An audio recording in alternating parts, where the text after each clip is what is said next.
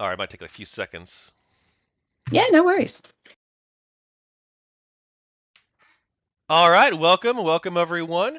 I'm joined today with Nicole Sund, also known as Nonsensicole and formerly CultofVivian on Twitter. How are you doing today, Nicole? I'm doing great. Thanks for having me back. Absolutely. I do have a couple of brief announcements, real quick. First of which is I have finally finished transcribing the first of the book interviews. The Oron Dark Lord interview is completely done, so you can check out all of the clips or check out the full interview online, and then of course that will be in the book as well. I'm also now monetized on YouTube. This just happened a few days ago. I got monetization, so not no ads, but if you want to support the channel and support the work I'm doing with the GamerGate book, then you can become a YouTube member or support me through Ko-Fi or Patreon. I just made those yesterday. And all right, if you want to see part one, if you haven't seen part one yet and you want to catch that, the link is in the description to part one of the interview with Nicole Sund. Anyway, here goes part two. Thank you for joining me. Yeah, of course. I just saw the image that you picked that you got for the YouTube thumbnail. It's so good. I It can't is good. remember why I took that photo in I feel like there was some kind of thing, which is so funny in hindsight with J.K. Rowling now, where it was like Harry Potter nerds are all about love and acceptance, and no Gamergate, supporter would be part of the Harry Potter fandom. They're just too conflicting. And I think that's why I took that picture. But now in hindsight, it's like with everybody like turning on J.K. Rowling, which I also fully agree with. Oh man, it's so good. Well, that wasn't really a planned topic, but we can talk about that if you want. Oh shit. Yeah, we could talk about that. So I have not seen every comment that J.K. Rowling has ever made in her life. But my impression is that basically she's expressed some quote unquote unorthodox trans views, and this has gotten a lot of people to dislike her. Yeah, I mean, I don't know if I would even call it unorthodox. I would say it's like straight out of the, like TERF, like trans exclusive radical feminist. Um, I would say it's straight out of the TERF playbook. And honestly, kind of that same sort of, I would call it like a pseudo feminist analysis of like trans people's existence, because it's very commonly borrowed from for like conservatives. But the interesting thing to me about it is that it's also very anti-male, which I think is why it used to be a popular stance and is not so much anymore. Like her entire argument kind of stems from like the very like tired perspective of like, these trans women are actually just men, like quote unquote pretending to be women to get access to women's spaces, which again, I'm not the person to really debate this, but I think it's interesting that she kind of adds that layer of like, therefore, because all men are violent predators and we have to be careful, we can't accept trans women. So it's like very, very like narrow-minded on so many fronts. Well, like, what is her like actual argument that she makes? So it's a lot of kind of like dancing around it. Well, at least it was at first. I kind of stopped following her after it became like clear what she was going for, but her whole thing is like, I think one of the tweets I remember is like, sex is real. Like sex is real, women's spaces are actually, you know what? Let me pull it up so that I'm not misquoting her. And if you want to link it in the general channel, you can too, so everyone can see it. Sure. I'm just going to post a link to a Glamour article that's kind of compiled all of them. I haven't actually read the Glamour article, so I'm not endorsing that in particular, but I'm just going to read the tweets. Which channel should I drop this into? Either general or public research. Either Okay, one. I'll do public research.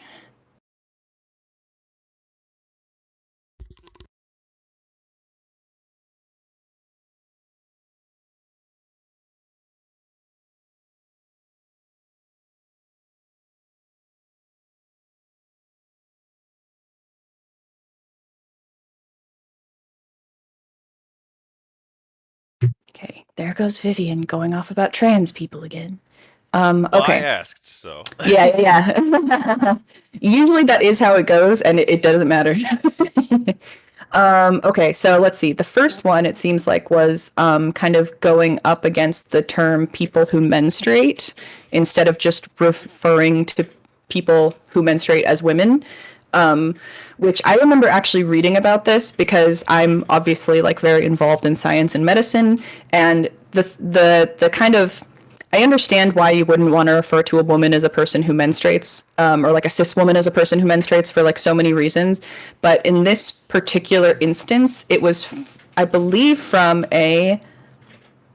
Oh, they don't talk about it in the article, but I do recall it was from like a medical like announcement that was made in Britain that was like, "Hey, women who menstruate, look out for X, Y, and Z like symptoms of like something," and it was like, sorry, people who menstruate. And the purpose of that was not just kind of the diversity and inclusion aspect of it. It was actually that, like, no, this is legitimately something that people who don't menstruate have to worry about. So, like, if you're a trans man who menstruates, you have to worry about this issue. If you're a cis woman who doesn't menstruate, you don't have to worry, or, you know, you've had menopause, you don't have to worry about this issue, you know, or if you're a teenage girl who, like, just started her period, you do, like, that kind of thing, where it's like, no, in this case, it wasn't just some random, like, social justice effort to be inclusive. It was like a very specific medical terminology, and people got really mad about it. Okay, so then the next one. Oh boy. Oh, all of these. 2020 was a crazy time. All right. Her next tweet was, if sex isn't real, there's no same-sex attraction. If sex isn't real, the lived reality of women globally is erased. I know and love trans people, but erasing the concept of sex removes the ability of many to meaningfully discuss their lives. It isn't hate to speak the truth. Which, again, it's just like kind of missing the point. Like, I don't think that, at least in my perspective, the like trans and like LGBTQ community argues that sex like doesn't exist. That's like a really common straw man that's held up against them. Really, the most common argument that I see is that sex isn't like a solid binary. It's actually more of a bimodal distribution where there's a lot in between and on the farthest external outliers. But I think the one that really set people off, let me see if I can find it.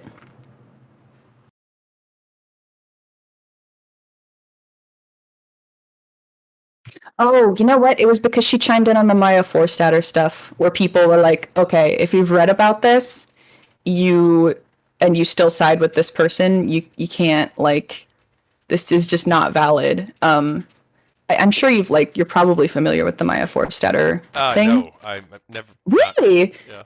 Okay, interesting. So, oh no, I hope I don't mess this up. But okay, so Maya Forstater was a person who was a TERF, who lived in the UK, and she had an employment contract that ended. Her employer chose not to renew her contract specifically because of how she was treating like customers or like coworkers of hers that were trans, and refusing to refer to them like with their correct pronouns. Was commonly like spouting a lot of hate about it at work, like that sort of typical, like somebody who's like way too involved in like this, you know, when you're in a workplace, you never want to drag politics into it unless you like really are like have to.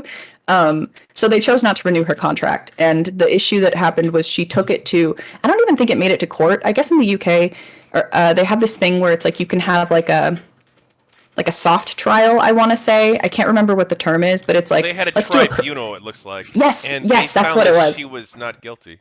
They found that they fired her. That they discriminated against Maya Forstater, according to this Guardian article. I'll link it. Did they? I thought it was the opposite of that. Let me check. But yeah, so her argument was that, interesting. So her argument was essentially that she was being discriminated against in her like beliefs that biological sex was, quote, real, and that she was acting as a natural extension of that by refusing to refer to trans people with the like pronouns that they wanted. Oh, okay. So this is it. So she initially lost that case at an employment tribunal in 2019 and then won on an appeal last year, which would have been, when was this published? 2020. So 2021. Interesting. with the judge stressing that while gender critical views might be profoundly offensive and even distressing to others, they're beliefs that must be tolerated. Yeah, I mean, I get it. What do you think that? What did she actually do in Oh, her supposed so discrimination, though? let me see. God, it's been so long since I've been this online. Tweets, which I agree, valid. Like, I don't really like the idea of firing somebody over tweets alone. Let's see. It upheld. Okay, so it upheld 2 complaints of direct discrimination, 1 of victimization, and 2 other complaints of discrimination and victimization were unsuccessful. So I'd have to read about it more. Yeah, I linked But I the court remember. case, but I don't know if you want to Oh spend the God. GamerGate book interview going through 75 pages, No, 81 yeah. pages actually. But I remember it was like she'd made some bad tweets or whatever, which is like, not great. But I also remember that she had brought a lot of that into her workplace and used it as a way to discriminate against like coworkers and customers, and that was one of like the reasons why the employer did not renew her contract. But so anyway, J.K. Rowling did this whole like "I stand with Maya" hashtag that was going around at the time, and it just was not like, it was not a good look for her, because it was like, okay, so you're not just standing up for like the free speech thing, you're kind of using that as a cover for like standing up to this person who in many people's eyes was just a bully, specifically kind of bigoted and discriminatory at work. But yeah, there's a whole I don't know if you watch a lot of ContraPoints, but she does a whole like breakdown on the J.K. Rowling stuff and how a lot of like bigotry and discrimination can be couched in this like, well, I'm just like speaking my mind, rhetoric. And it's like, yeah, you're speaking your mind, but your mind also sucks, and it's okay to acknowledge that. So, yeah, I don't know much about J.K. Rowling or Maya Forstater. I'd never heard of Maya Forstater before now. If the tribunal found that she was wrongfully terminated, though, um, I would assume that they found so for good reason. Unless, like, again, I haven't read it, so I can't say. Yeah, I think I only learned about the first one because it was related to J.K. Rowling. I didn't know that that was overturned, so that's very interesting. But it's interesting. I would be interested to see which counts they found were discrimination and which counts they found were not, because it seems like it's like a 50-50. But yeah, I'll have to look into that more later.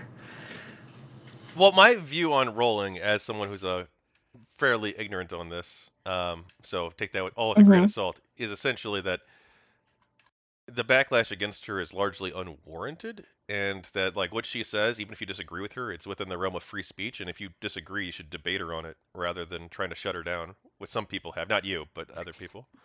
Yeah, no, yeah, I feel you. Yeah, I wouldn't try to shut anybody down, but I think that in particular, the backlash against her happened because she created this book series that, like, as someone who used to identify as like a Potterhead, a lot of people, especially trans people and like gay people, found sort of a solace in her books of like, be who you are and be accepted. Like, this is literally about a boy who starts his life in a closet under the stairs and comes out and learns like this incredible power, true to himself, like love conquers all kind of thing. And so it was just very interesting to people that this person who had positioned herself previously with like, Dumbledore's gay, I love gay people, blah blah blah, suddenly came out as like very like not anti-trans, but like very certainly not pro-trans. Well, they're different topics like sexual orientation and the transgender question, and rather how we interact with the transgender question. Like those are like different things though.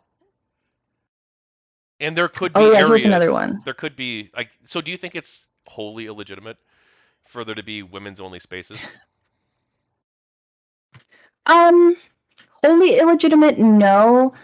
I I do like, I personally don't really seek out like women's only spaces. Like I even like, I'm a San Francisco, babe at heart, and I we have gender neutral bathrooms out the wazoo, and I actually prefer them because the line is not as long, and I don't really like care.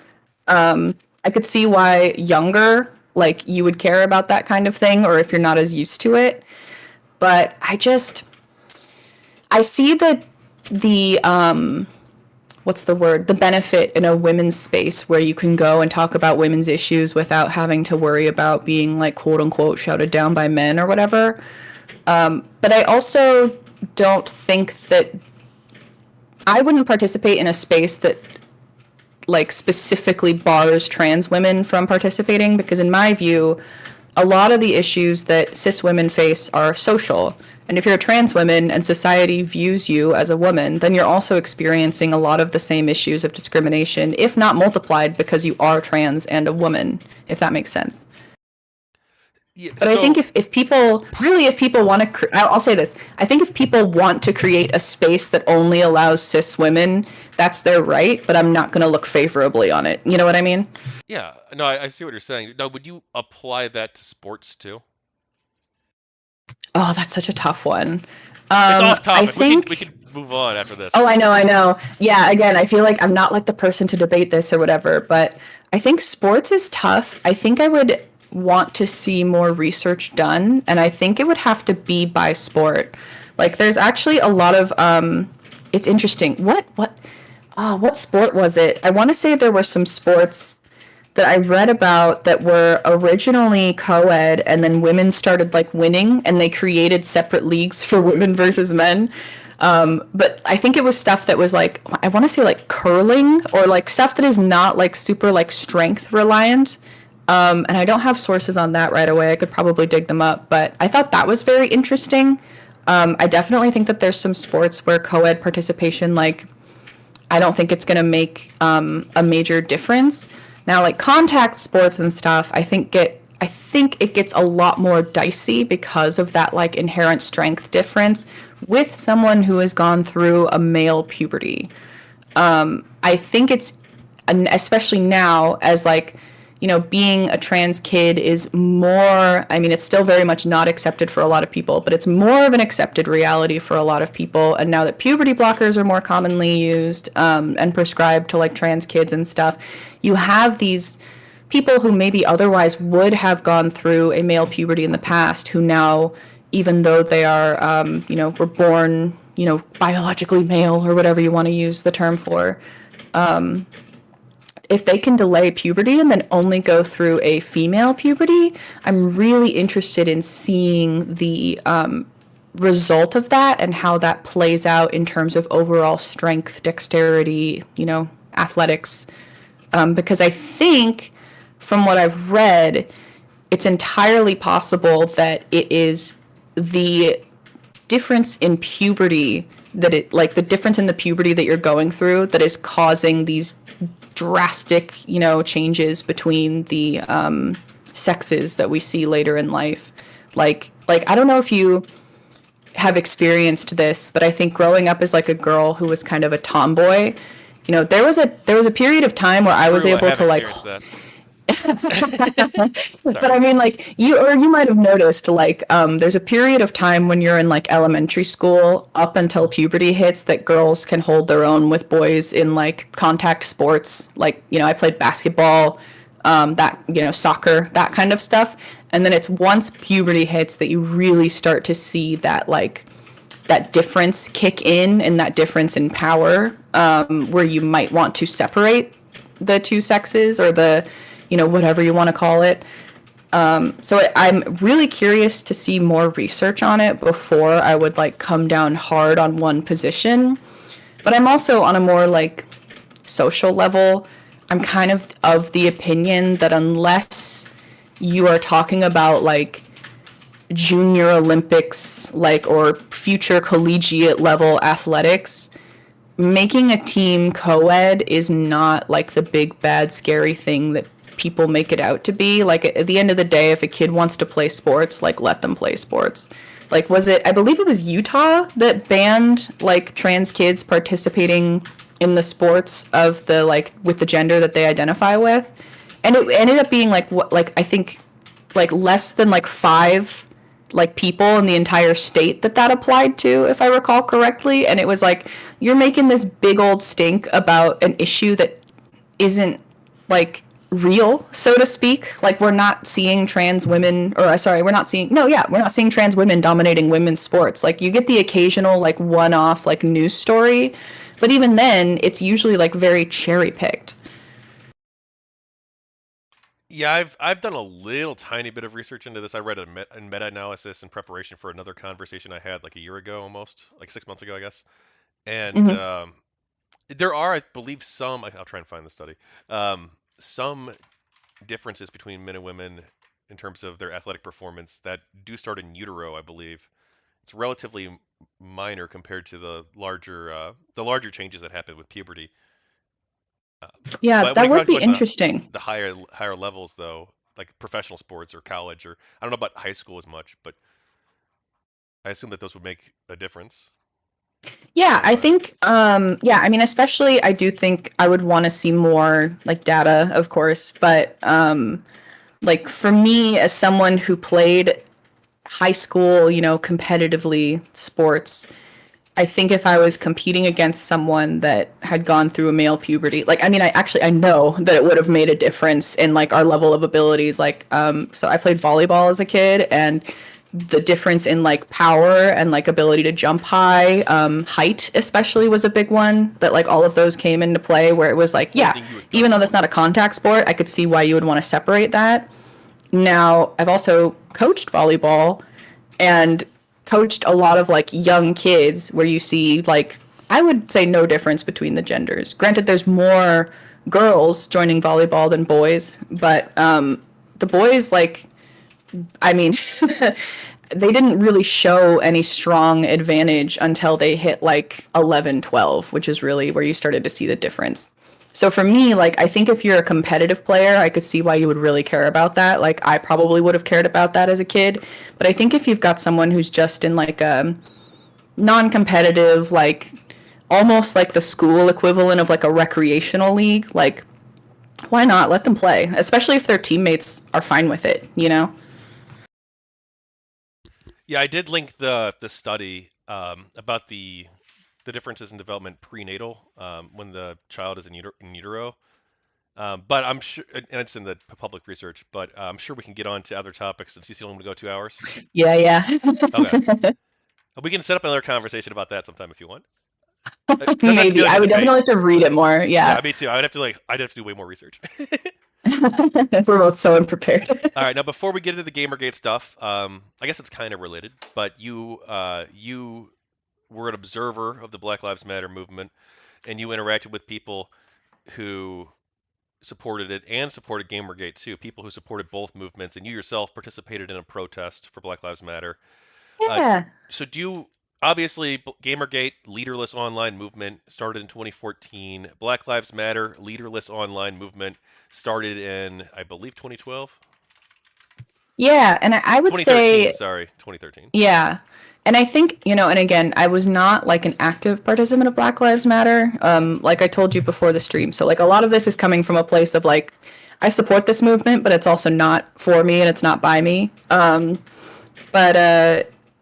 yeah, I think that they did kind of have the same, what would you call it? Became a lot more organized, but they never had like one specific leader. I think they had a bunch of individual chapters that had like a more hierarchical structure, but you could never like point at one person in Black Lives Matter, to my knowledge, and say like, yeah, that's like our president. The same way that you couldn't, point to one person in Gamergate and go, yeah, like, yeah, that's our guy. He represents all of us. You know what I mean?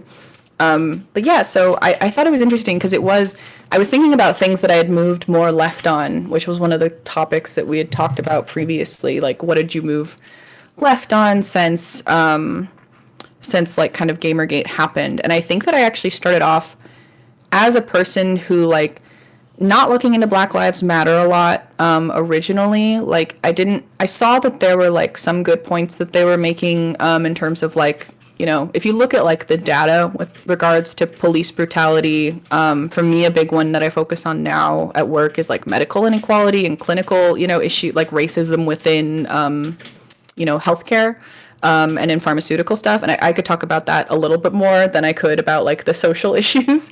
Um, but I kind of saw this. I think the common sort of attitude at the time was like, well, yeah, these are a problem, but like, why do you have to block roads for it? Why do you have to, you know, cause all of these protests and like the rioters and like grr kind of thing? Sidebar, I think there actually was a study done in like, I want to say 2019 or 2020 that found that like 95% of the Black Lives Matter protests were completely peaceful. And I just thought that was a really useful study because that was something that was used very heavily by people who were against Black Lives Matter or people who were, you know, conservative Fox News talking heads, all of that, all the pundits, the Ben Shapiro's, so to speak, where it was like, oh, this is like a violent outburst of people that you can't support. And it was like, well, no, like violence is always going to happen within any movement, Was which that Ben Shapiro's position? I mean, I don't know. I'm just throwing names out there. I I know it don't. was I Tucker don't. Carlson's. I don't know if that's Ben Shapiro's, but I don't know what he's like specifically said about it. Yeah, I know. I remember seeing a lot of that from Tucker Carlson, so I'll replace that with Tucker Carlson.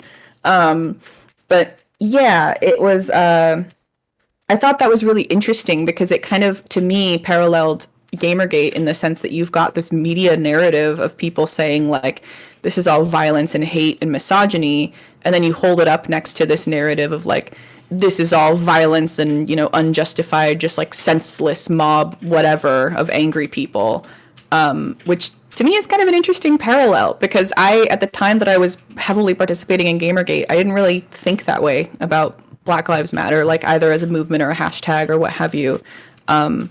But I did make, you know, friends through Gamergate that were involved in the Black Lives Matter movement. And talking to them about it, like, I think gave me that perspective for one. For two, made me go and dig into the data about how like horrific some of this like violence and injustice is. And for three, got me talking to people who had lived that experience of racism, which sounds like very silly, but you know, I'm white, obviously, and I was raised in a way, you know, in the SF Bay Area where my parents were liberal, but also kind of like, I think the term that is used is colorblind, where it's like, oh, you know, we're going to teach our kids to not be racist, but we're not going to teach them about like, for example, the structural inequalities, the fact that other people are still racist in like very nuanced and complex ways, the way that our systems are set up to, you know, push down people who are not white, things like that, where it's like, well, and the fact that like the history of it is relatively very recent. Like, I think that, what was it? Like, I know people whose parents who were affected by Jim Crow segregation. I know people whose, you know, grandparents or great grandparents were born into slavery. Like that kind of stuff trickles down through the way that you are raised. And so it was just very eye opening to me to talk to these people about not just the experiences that they've had of racism in their own life, but how all of these things kind of culminate in this structure of like, it feels like the world is kind of out to get you, if that makes sense. And being like raised, you know, as a white girl in the Bay Area who didn't see a lot of overt racism, I kind of assumed that because I, you know, thought I wasn't racist and because I thought that, you know, I thought that we had like moved past all of that, which is so naive in hindsight. But it was because of that I felt like I was like very ignorant in a lot of respects. And it kind of took a lot of my own research and conversation and willingness to dig into this like uncomfortable topic to move in a more progressive direction, I guess you could say, on that. Yeah, I actually interviewed a couple of people, two or three. One of them was like a real life friend of mine actually, um, about Black Lives Matter as it was happening. Um, and because like Gamergate, I was making videos about Gamergate, and I'm like, well, there's also this other leaderless online movement. Let me talk to them. And so I interviewed Yeah. Joe Schmuck, and also one of my real life friends. It was supposed to be a series of interviews. I think I did like two or three, and Hmm. just sort of like explore the differences between Gamergate and them, and like what their movement's about, stuff like that. Now, it is interesting that the Gamergate, the people who are very positive on Black Lives Matter, a lot of the media outlets that covered Black Lives Matter in a very positive way, or a more neutral way at least, a lot Hmm. of them. also covered Gamergate, but were not nearly as charitable, it seems. Yeah, that's so interesting, right? Like I think that because like we kind of talked about this last time where it's easy to paint something with like one brush where it's like this is a conservative movement, this is a progressive movement, therefore us as a progressive outlet need to either condemn this or be a proponent of this. When I feel like the truth is a lot more complicated and not so easy to write like the latest hot take on. So they were. So do you think that the reason that they covered Gamergate, from our perspective at least, very unfairly, was because they saw it as being conservative for some reason? Yeah, or not even necessarily conservative, but I think if you are quote like an outsider who's not terminally online like we are slash were, um, I think that you kind of look at it and you just see like, oh, the main like quote unquote targets of this are these like outspoken woman feminists online.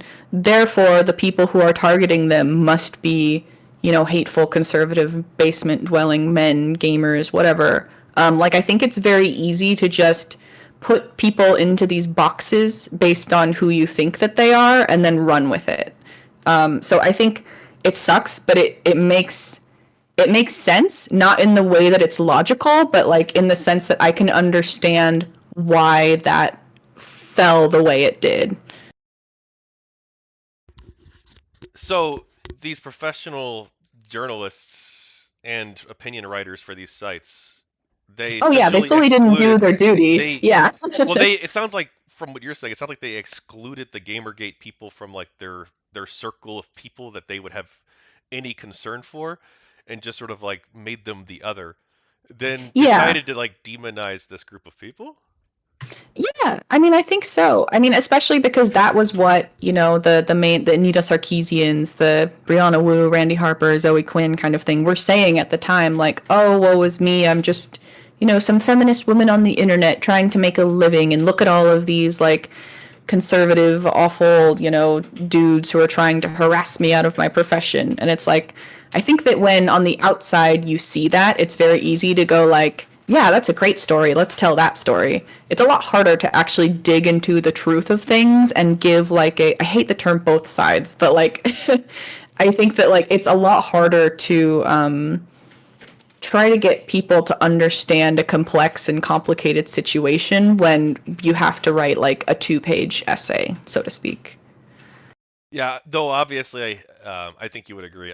I think at least that they definitely have an obligation to do their due diligence and do the Oh, research. Yeah. absolutely. I don't mean to make it sound like I'm making an excuse for them. I just mean like I think that that's kind of what happened.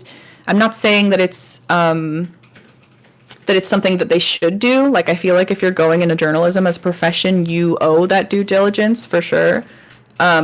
I just think that that's why like you've got these progressive publications falling on one side of Black Lives Matter and then on the other side of Gamergate, even though they're both very complicated things to follow.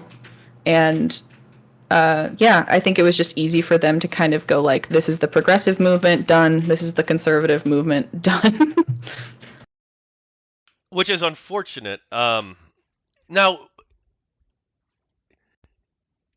shoot, I had an area I wanted to go with this, but I don't remember. I should have wrote it down in the notes.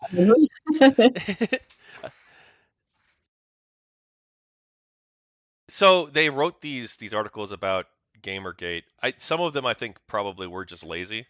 And having talked to some of these people, not in interviews because they won't ever agree to be interviewed, of course. I've tried. Uh-huh. I'm continuing to try, but some of them were, I guess, just like lazy. It seems, and just didn't do any Oh, for research, sure. and were like, "Oh, this is what Wikipedia says," and Wikipedia so quotes, other outlets that have said this, I guess, and so they just Yes, ran with it. yeah. But it does seem too that some of these people were 1,000% like ideologically motivated, and they just ran with stuff that they knew or suspected wasn't true.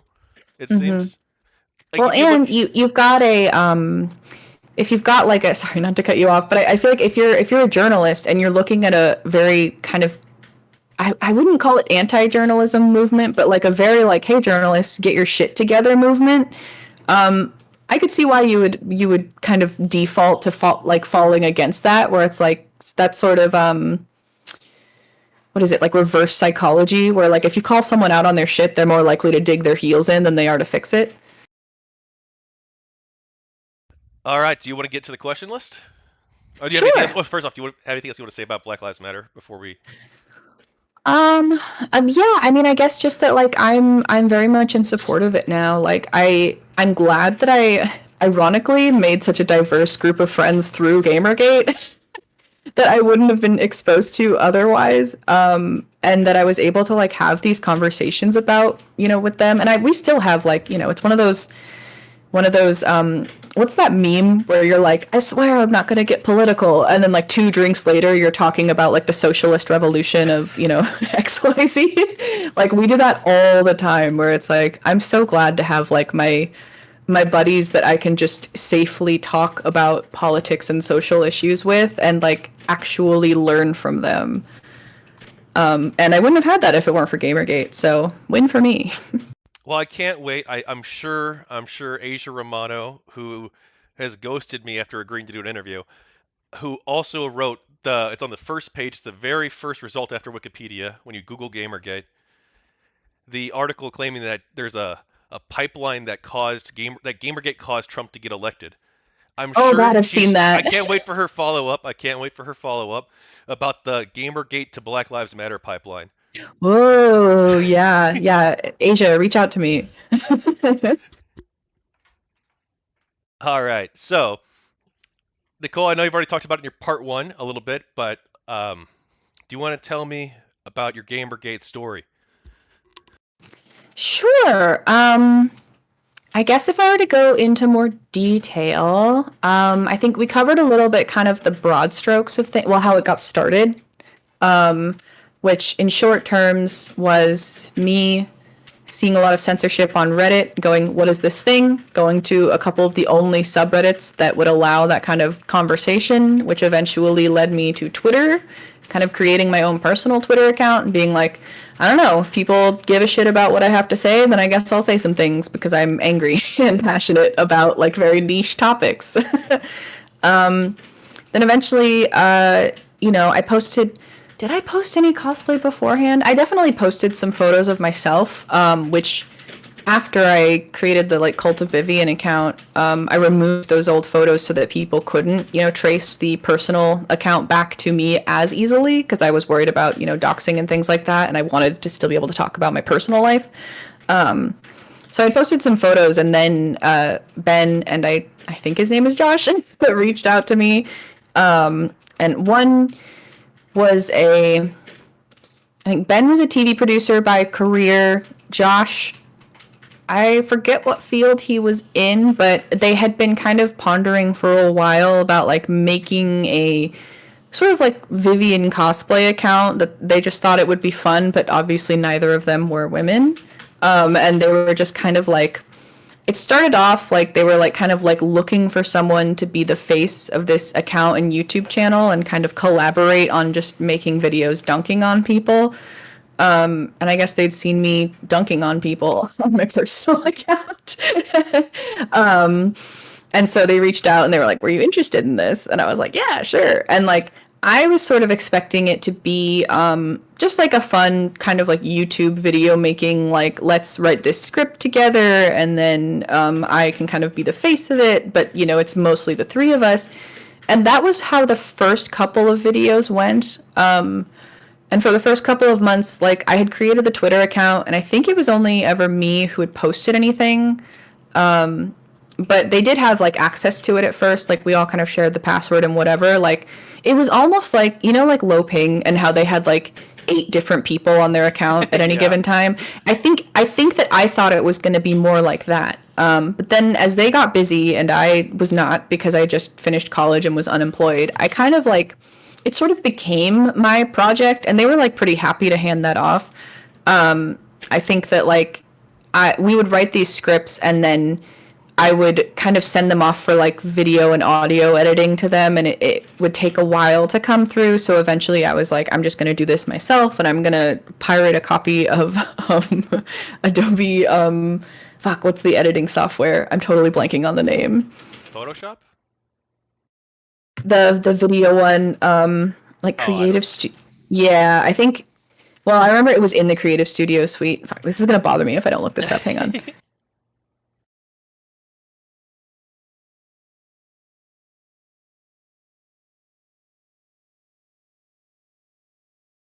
Adobe Premiere, that's what it was. Okay, fuck. It was gonna bug me so bad. So I learned how to do that, which was very daunting at the time. Yeah, so I think the first few videos on that channel were more of a collaboration, and then the next few were more of like a I wrote this script, do you want to look over it and add comments and like feedback kind of thing. And then beyond that, it really like, I was still open to their ideas and stuff, but it really did kind of become mine. And same with like the Twitter account. Like I kind of see the Twitter account as only ever being mine, which is why I felt okay with like, at the time I created a new YouTube channel for like the Nonsensicole content to focus more on like not gamer stuff, more like science leaning, more social issue things that I kind of really wanted to talk about. Like when I felt like the GamerGate stuff was dying down a bit, or like, like I was rehashing like old things. And then eventually, yeah, the Twitter account too. Like it took me a little bit longer to pivot it, but I did end up changing the what's the word, the handle on Twitter, the username to Nonsensicole as well, because I hit a point where I was like a couple years into this CultofVivian account, and I was like, I've been using it kind of like my personal account, and I've been spouting a lot of opinions that were not at all related to Gamergate, but were still topics that I was passionate about. So I wanted to kind of expand it from being a Gamergate account and being more like, this is me, and this is me, my internet persona, like I got rid of the like Vivian cosplay like profile and changed it to like, I think the first one was me wearing a tinfoil hat, which was very fun.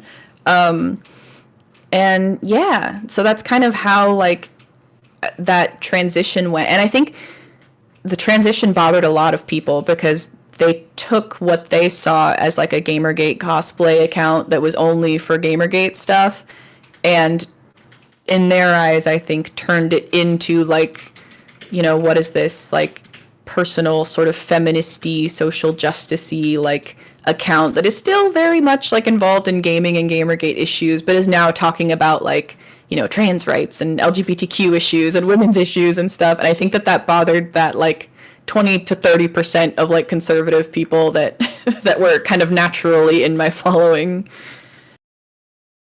All right. So where we left off last time was we were just starting out the media coverage section, I believe. Sweet. What do you think about how the media covered Gamergate? Oh, it was atrocious. I mean, I really hate that the only people that were willing to give us the time of day, at least at first, were conservative. Like the Milo Yiannopoulos. It At the time, I remember thinking like, I don't like Breitbart, and I don't, I don't know if trust is the right word, but I know to like take them with a grain of salt. But if they're willing to give us the coverage that is fair, then I'll take what it is. I think that things could have gone really differently if, like, as you said, the more sort of progressive journalist outlets actually did their homework.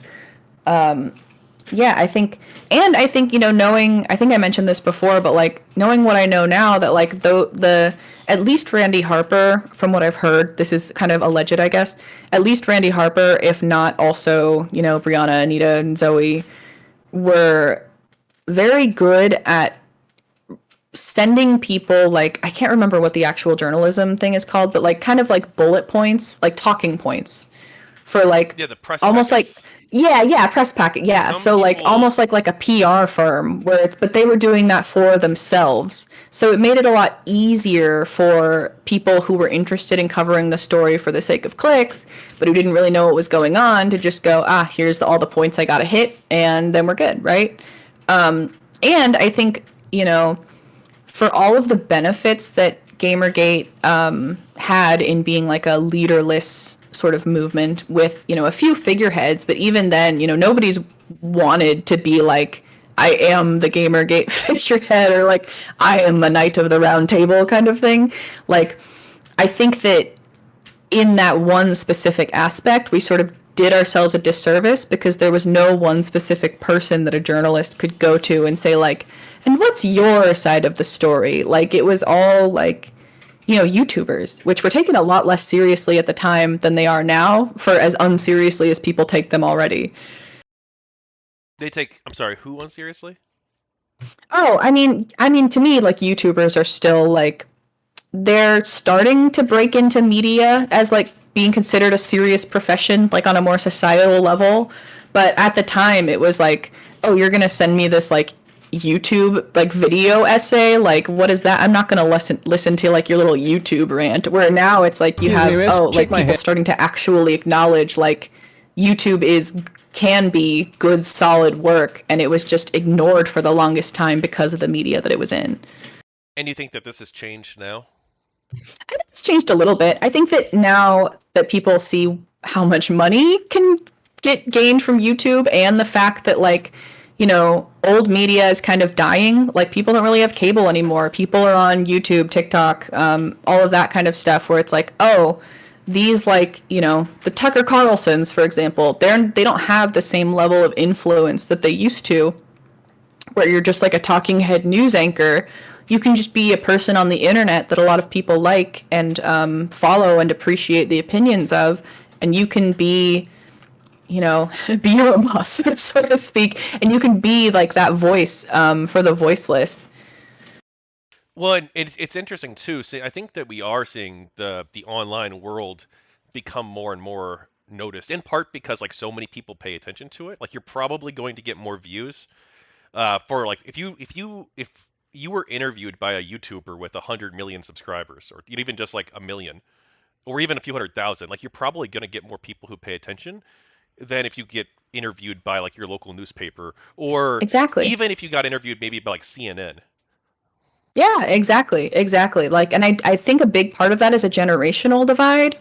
But yeah, I think a big part of it is seeing like a how much money has come into it. Like, you used to have, and I think especially with the pandemic, where you had these entire like newsroom productions and stuff that were not, safe by COVID guidelines, but people that were just chilling in their room talking to a microphone and a camera, like, were able to kind of continue relatively unbothered, professionally at least. And it seems like the people are starting to take the online stuff more seriously too. Are you familiar with Destiny? Oh yes, yeah. I'm a big fan. He actually inspired me to I get into streaming. It's actually really cool. I'll admit I used to follow him more closely. I want to say from 2016 to 2019, if I had to guess. Like, I don't watch a lot of streams. I mostly watch like VODs and like highlight clips of things. Even now, like, I mean, well, I guess now I mostly binge video essays online. Like, I actually just paused a ContraPoints essay on Twilight to come to on this on the stream. But yeah, I wouldn't like watch his streams because it was just like I cannot keep up with 10 hours of content a day. But I could watch like little video highlights. I liked watching the debates. I liked kind of living vicariously through the debate lords that could give people a real smackdown. But I think 2020, like, I really dropped off on the amount of like political information that I consumed, because I could, like, my mental health couldn't take it past a certain point. Yeah, I bring him up because like he's actually probably, I guess, like the most obvious example that I've seen at least of someone who's like entered into like mainstream politics Has from or the has it? online. Oh, for sure, 1,000%. Like he's been doing like discussions with tons and tons and tons of famous people lately. Ben Shapiro, he debated him. Wow. Oof, Also I gotta look Jordan that one up. Peterson and Oh, uh, okay. and Norm Finkelstein, that's coming up. He's like an academic. And a bunch of other people. Piers Morgan, he was just on there.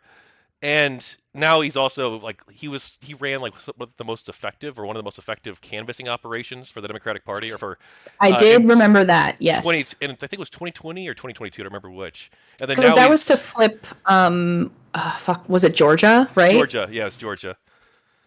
And then now he's doing canvassing again, and he's working with Progressive Victory to try and bring that about. Oh, where? Across the country, they got like 5 states I think that they're working in, like Oh ones shit. including some interesting ones like Montana. They're trying to flip that. Oh, yeah. I was gonna say. I mean, it's tough because like I was gonna, California is kind of where I'm focusing my not my efforts. I can't really say I've put effort into it, but my attention for this year is like the Senate race, as we kind of discussed last time with Feinstein being dead, and we're sort of picking between. I think technically there are some Republicans in the running, but like it's California. It's really a race between the blues. And so I'm interested in possibly canvassing for Katie Porter later on, but I've been looking into like kind of efforts like that where it's like I can just go and join a group of people to like help with one or two off events and not be like a consistent volunteer because I don't know if I have like the brain space for that or the time space for that. So I'll have to look into that more. Maybe there are some people near me that are kind of doing big occasional gatherings for canvassing. It sounds fun. Yeah, I'm probably I guess I'm so busy, but I'm probably gonna canvass I guess too when we get closer to the election. Though I'm not sure how active the campaign's gonna be in Missouri, so I might have to focus on like state Oh, and local races. Missouri, man. Yeah. Well, yeah, and I think that there's focusing on like state and local races are a lot less glamorous, so to speak, but I think that they have the most impact. Like in terms of like for example, when I think about like something that came up locally recently, it was like police department budget.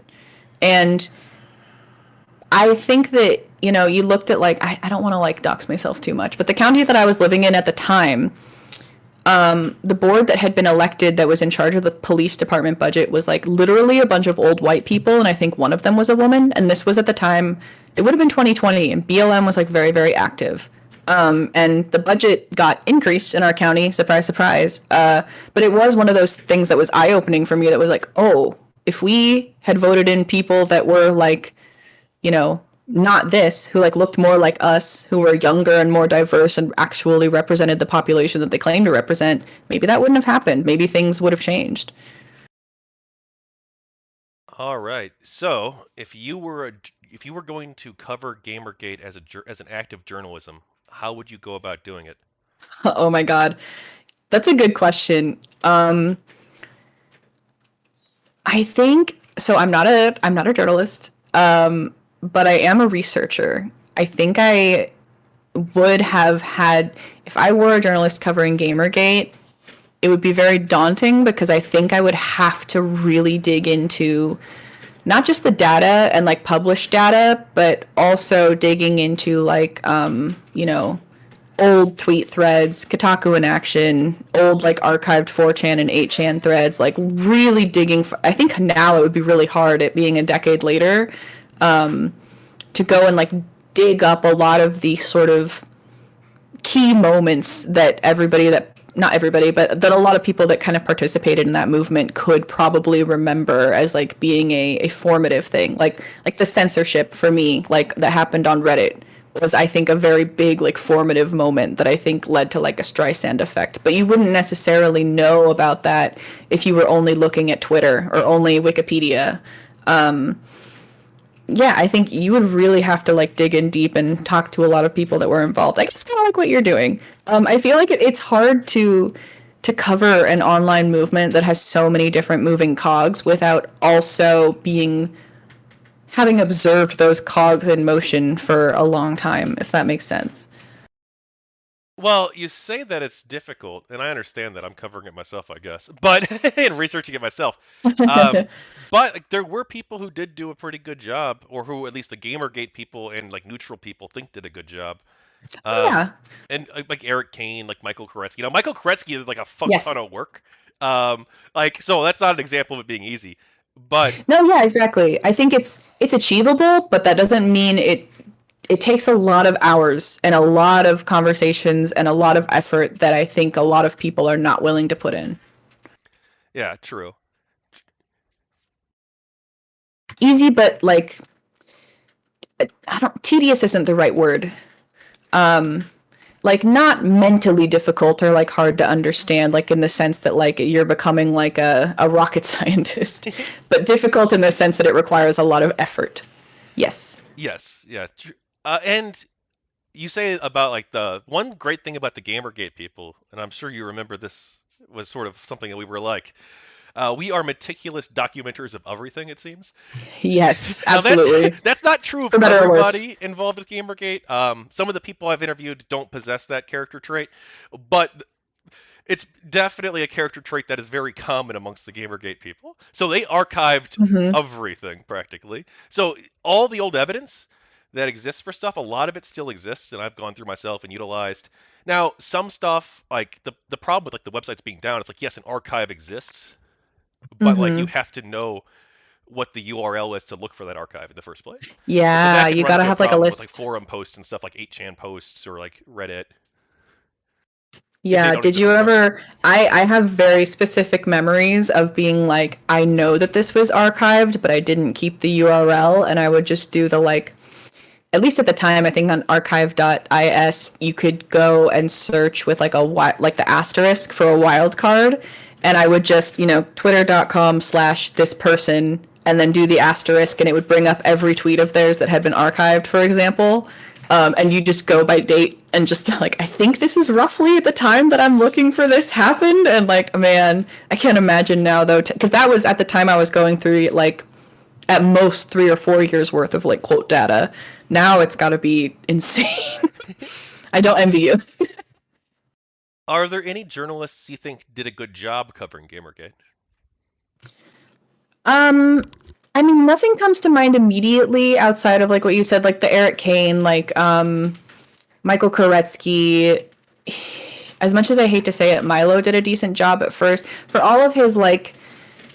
If you put away the like, if you somehow manage to separate Milo from his like petty little snipes at blue hairs or whatever that he put into every single one of his articles and all of his like posturing and anti-feminism, I think he did a pretty good job at covering like what the core of the movement was about and what people wanted it to be. But again, that's like a huge heaping of salt with that one. Did anyone in the media? Well, you were a major, I guess, like East celeb. People would call you that at least. Yeah, Um, yeah. involved with Gamergate, bigger than me, that's for sure. Yeah, I mean, I At hate least the on e-celeb Twitter. word, but it's accurate. Yes. No, uh, yeah. and you, so you played this pretty big role. You were a very vocal advocate, very talked about it all the time. Did Oh, anyone ever before I reach out forget. Yeah, because, yeah, to sorry. you to hang on one second, I'll finish the sentence then. Yes, sorry. Did anyone in the media reach out to you for an interview to discuss the movement? Yes. Yeah. So actually, while we're throwing journalists in there, Kathy Young, I think, did a great job. Because when you started asking this question, I was like, oh fuck, she is one of the few people that reached out to me. Interestingly, I had people cover me in stories without reaching out to me. And I'm not talking about blogs. I'm talking about like Jezebel, I mean, which arguably is also a blog, but it was masquerading as journalism, right? So you can at least like try. So that was very interesting where sometimes I would get sent links of articles that I was either heavily featured in or that were about me and that like they just never like bothered to like come to me for my thoughts on myself, which is very interesting. I mean, I guess there was enough tweet evidence out there about how I felt about things that you could cite a lot of stuff, but yeah, Kathy Young I think was one of the only people that actually came to me and we had like an email interview, and I don't recall if she actually ended up putting out the thing that she was interviewing people for, or if I know at the time that we interviewed, she said she was going to kind of give it some space and time to make it more of like a hindsight thing. So I don't know if she ever ended up publishing that specifically. But yeah, I think Kathy Young was one of the only people that actually who was, I would say, like a quote unquote professional career journalist who reached out. Well, that's awesome. I'm actually interviewing her, but she's a book exclusive, so you have to buy the book for that. Yeah, yeah.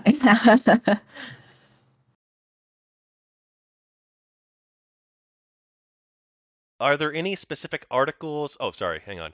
Did you reach out to any journalists or media outlets who wrote articles about Gamergate to correct misinformation?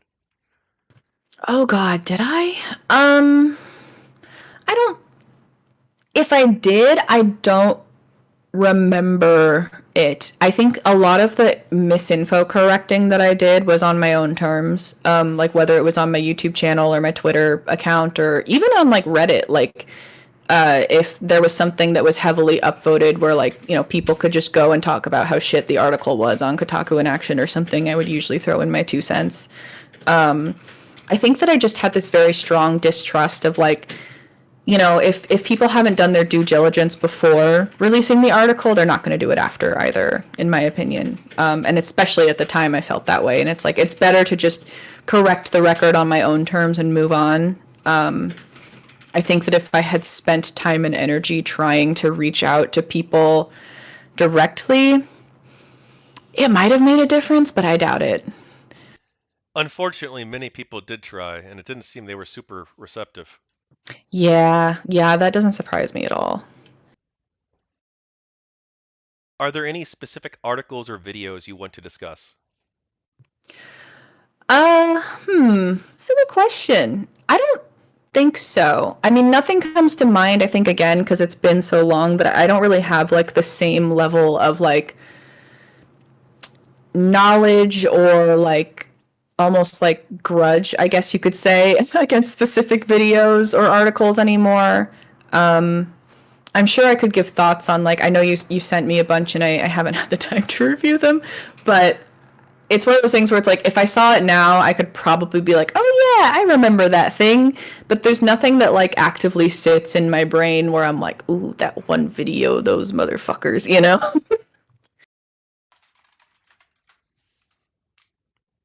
Did the media's coverage of Gamergate increase or decrease your trust in the media? Oh, decrease for sure. Um, like we said, we talked about before how like my distaste of the media had already increased due to like stuff that was going on in my not online life at the time, or that had just happened. And so I think seeing this happen and seeing it feel like it was unethical journalism, dishonesty, all of that, the collusion and things like that, the falsehoods, the whatever you want to call it. It really felt like it was coming home to roost in my backyard in a much more real way. And I think at the time, especially, I'm not as concerned about it now because it hasn't really happened, but I was very worried that, as someone who is trying to make a career in science, I was very worried that that same kind of thing would start to drip into science journalism, where you have people with an agenda who are very specifically reporting certain studies and not others. I was worried about that happening. I think specifically at the time with sex research, like in term like gender research, and I was worried about like social science and feminism and like that sort of issue that was like a very hot topic at the time dripping into science journalism and coverage of studies and like the same sort of like misreporting. Like we talked about like the Newsweek thing, right? Where they were like, this study proves that gamergaters harass people. And then you look at the study and it's like, actually, it's less than, like the rate is lower than a typical, any random sampling of Twitter users, right? So I was It really was worried about stuff like that happening. Yeah, the Newsweek misrepresented the data on the Brandwatch study that they commissioned, and it only found that 1.26% of the tweets were harassing messages. Yeah, But they crazy ran with it low. as being, and then there was another study that found 0.66% using a different methodology. But yeah, they ran with Gamergate's a hate group, the data says. And then if you look at the data that they even provide in the article, it directly contradicts their headline. Yeah, and I was very worried. I think not just in how this affected a hobby that I loved, but how it could potentially in the future affect a career that I loved. So yeah, it definitely made me distrust journalists on the whole more. And that sort of break of trust has never really been recovered. I think in a good way, though. I think that it's a good thing that I'm a little bit skeptical of everything that I come across, you know? Is there any way that they could regain your trust? Now, obviously, having a degree of skepticism is always healthy and good, like you say. But is there anything that the media could do to try and do a better job in the future and learn from their mistakes and do better? Actually, wait, that's a future question. I'm sorry. Yeah. Um, Short if answer, probably not. if a journalist who got GamerGate wrong, in your view, is reading this now, what do you want them to reconsider? Um, Reconsider being lazy about doing your homework. I don't know. It's tough to say because they're probably not going to be reading this, right? Because if they were shitty at reporting it in the first place and at finding primary sources and talking to everybody involved in a situation instead of just getting the talking points from their friends and releasing that out into the world, they're probably not going to be the kind of person who is reading something like this in the future. But yeah, I wish that like overall, I wish that people would do not just journalists, but like more research into the things that they care about or claim to care about. I think that being more informed is never a bad thing. Absolutely true. It's amazing how many people have strong opinions about topics, but they know nothing about it really. I know, right? And there are times where it's like I have a strong opinion about something that I can acknowledge as a knee jerk reaction. And then I have to kind of, step away from it for a few hours or a few days or whatever, and then pick it back up again. But I think that, especially journalism in the modern day, you have to be cranking things out immediately. And I think that a lot of people end up just going with what their gut feeling is, like much to everybody's detriment. Yes.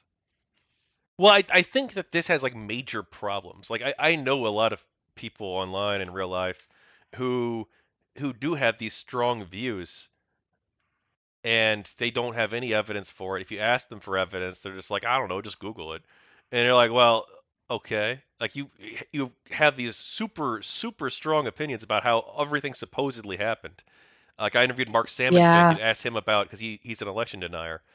I asked him about the election, and Yes. he doesn't know anything about like the specifics of what of happened supposedly happened in his view at all, but like he believes it anyway. And I don't know Yeah. how you convince people like this. Yeah. I mean, it's really hard because, oh, what was the quote? It was, wait, let me see if I can think of it. Hang on.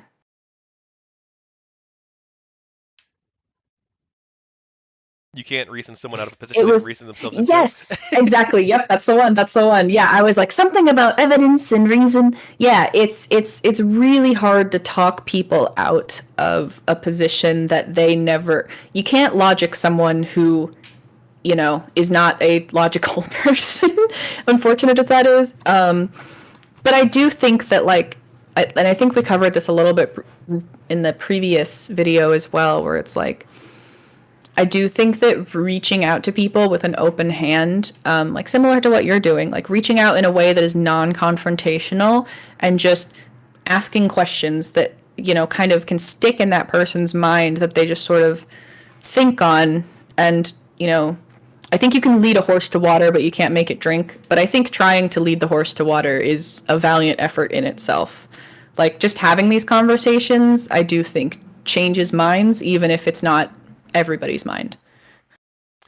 So we actually have a good question from the chat here. We have Simply Green. I do recognize he wants to talk about Comicsgate, but like I don't think that's super relevant. Um, I have talked about Comicsgate a couple times before in interviews. Other people have brought it up a couple times, but I don't think it's like super relevant necessarily to GG. But Yeah. I Well, the might. hard thing about I know a lot of people that participated in GamerGate also were pretty heavily into Comicsgate, right? There were definitely some like Silver Wolf CC was involved, and I think she talked about that lightly in her interview. So we do have a Yeah. question here. Well, I just want to say real quick, Comicsgate, I might explore that at some point in the future. The Sad Puppies controversy too, but that's not really the focus of this book, so I'm not focusing on it. I do want to take this question from the chat though, because I think it's actually good from Infallible Fowl.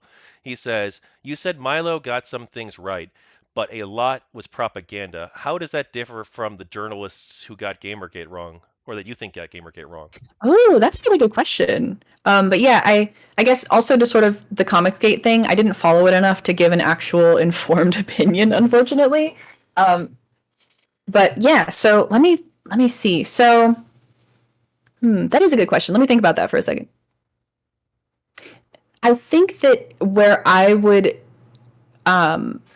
draw the line is that you had people who were writing quote unquote against Gamergate, who were straight up getting the facts wrong or like misreporting them to spin an agenda, whereas Milo would at least try to report the facts and then he would insert his own snippy little like what he thought were like witty insults against like the people involved, just to make it more spicy, I guess. The way I view it is like it's sort of similar to like the game review thing. Like if you're gonna put any kind of like agenda in there, at least make it obvious and make it separate from the contents that you're covering itself. I think that a lot of the people who covered Gamergate in a way that was unfair or not productive or what have you did it with the intention of selectively picking out certain aspects of it and ignoring like 95% of the movement. Whereas Milo, at least to my recollection, tried to give a voice to that other 95%, even though he was very, very biased. But I think it was also something that, at least going into his articles, you could recognize how biased he was because he was constantly trying to work in little jokes about feminists. So I hope that answers the question. I think it does. I think it does. If a Sorry, what do you think the media can learn from how they covered Gamergate? I would like them to learn again to do their homework. I don't know if they have. I think that one thing that they learned kind of against their will was that the people that consume their content actually have a lot more power than the journalists and writers originally thought. Like, I absolutely love that we caused Gawker to lose $1 million, and like the Hulk Hogan thing was the nail in the coffin for them. But like, I'm so elated that we could cause that initial kind of kneecapping that happened, because I think it was really the first time that it was sort of a wake-up call to all of these people that put themselves so high above their audience because they thought, and to some degree did, control the narrative, that it was so easy to just shut down conversation and everybody would move on. And you had this, thousands of people pushing back and going, no, actually, fuck you. So I think, if I had to turn that into a piece of like advice or something to take away going forward, it's just that like, get off your high horse. You're just a person at the end of the day, and if it's one person versus thousands, all of those tiny voices can build up to make a big old $1 million scream. Do you have any thoughts on the Gamergate Wikipedia article?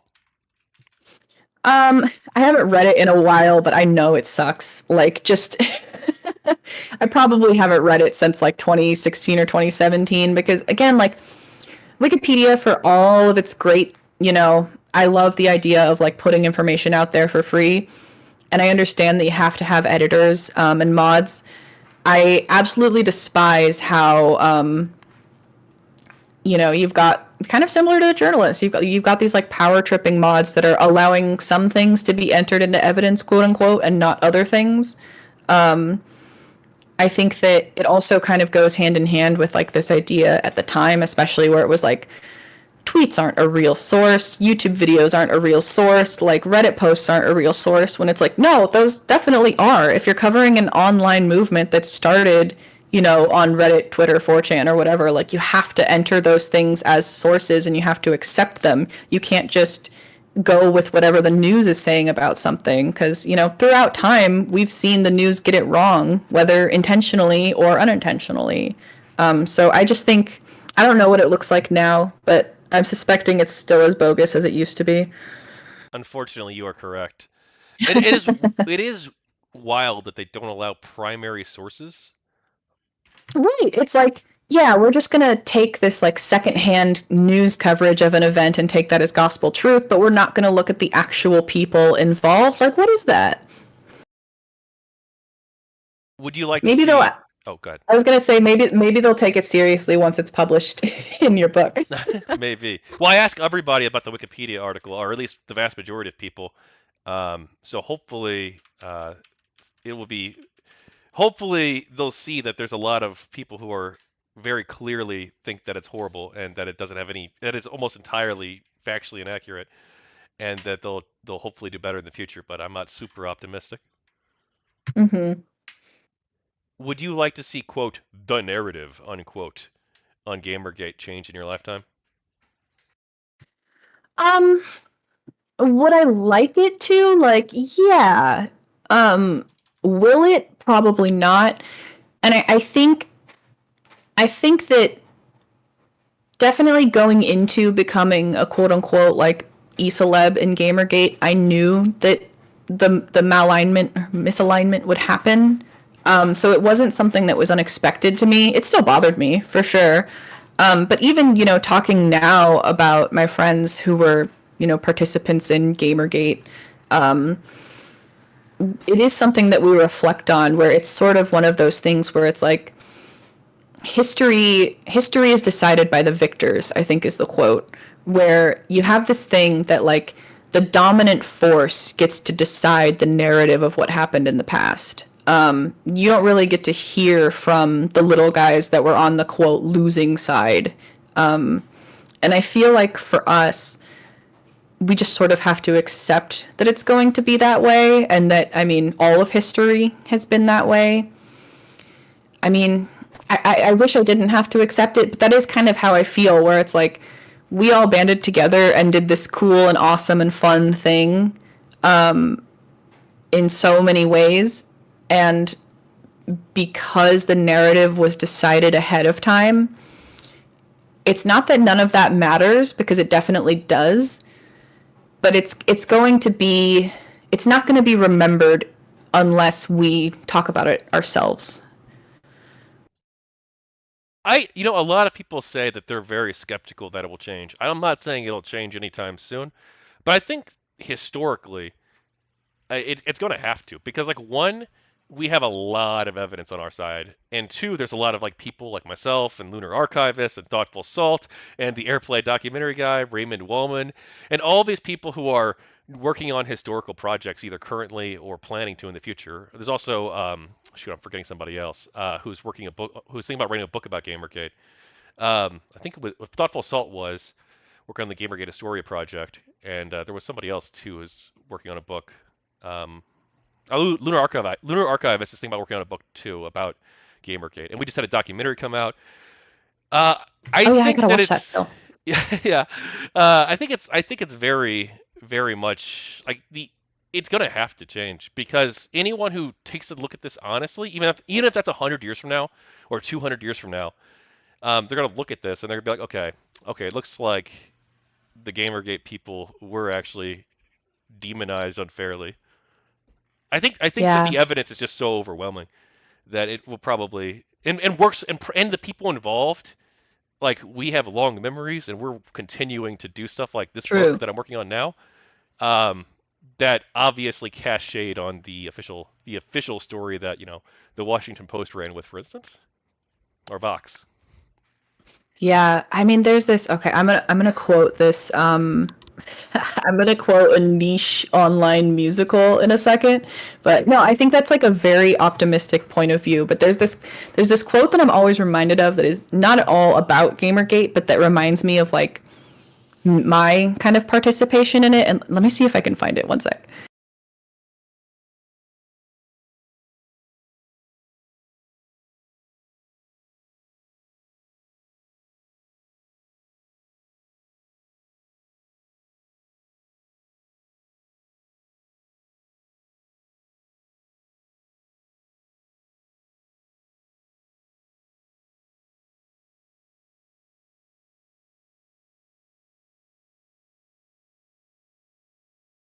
Okay, so I don't know if this is actually from like Shakespeare or something because it's very well written, or if it actually is. It's from this. I don't know if you've heard of Star Kid. They're kind of like a YouTube musical theater group that ended up blowing up. This is like the second, I think, musical they made, and this quote that I think about a lot is what remains of a man when that man is dead and gone? Only memories and stories of his deeds will linger on. But if a man's accomplishments aren't in the tale they tell, are the deeds that go unheralded his legacy as well? And it was like this just very cool, like, you can do things that you know are good and just, and even if they are never recorded as being good and just, they still had an impact on the world moving forward. And I that's sort of how I feel about like my participation in Gamergate, where it's like I feel like I have regrets. I feel like there were things that I would like take back, but overall, I feel like weirdly like proud of like everybody, not everybody, but like kind of the work that we did and the work that we put in. And I feel like that story is told by the effects that we made on the world, bringing down Gawker, bringing about like this big sort of revolution in the gaming journalism industry where now they actually have to abide by ethical standards. Things like airplay, things like you said with like Michael Koretsky eventually getting like gaming journalism recognized by the Society of Professional Journalists, like stuff like that that I think shows like that we left our mark, and the fact that that mark exists makes me okay with the idea of the narrative being like, well, you were just a bunch of harassers. Because it's like, I know that's not true, and that's not true. And it would be nice if the narrative changed. But to me, that's also not quite the point, so to speak.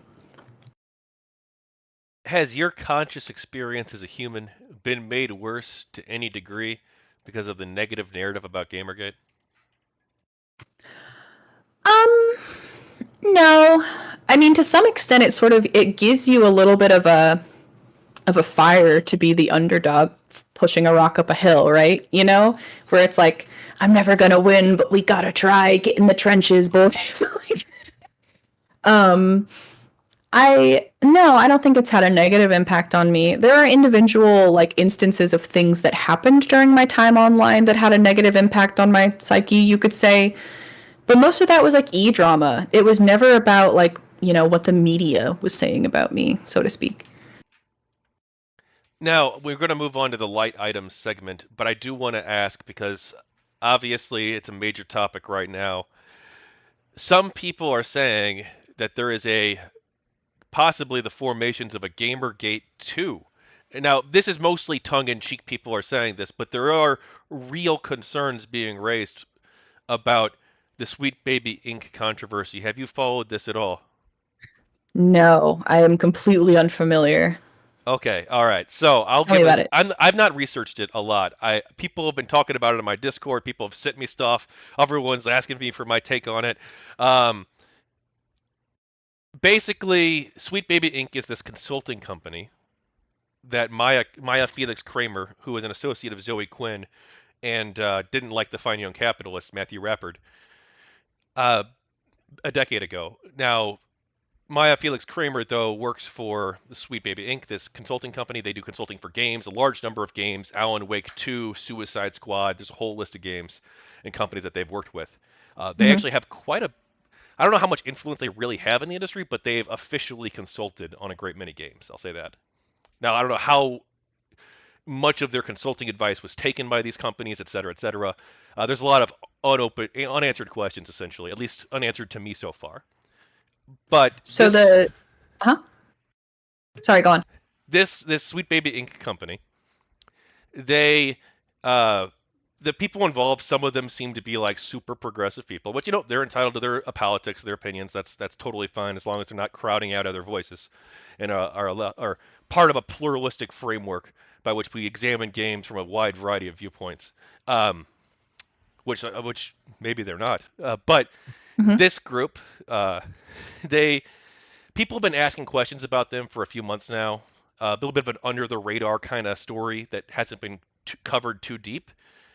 But because this progressive gaming consulting group has worked on so many projects and people want to know more about this, um, someone made a Steam group where they talked about it, where they talked about this company, and they also had a curator profile, I believe, where they would just inform people that the game was influenced by this particular consulting firm.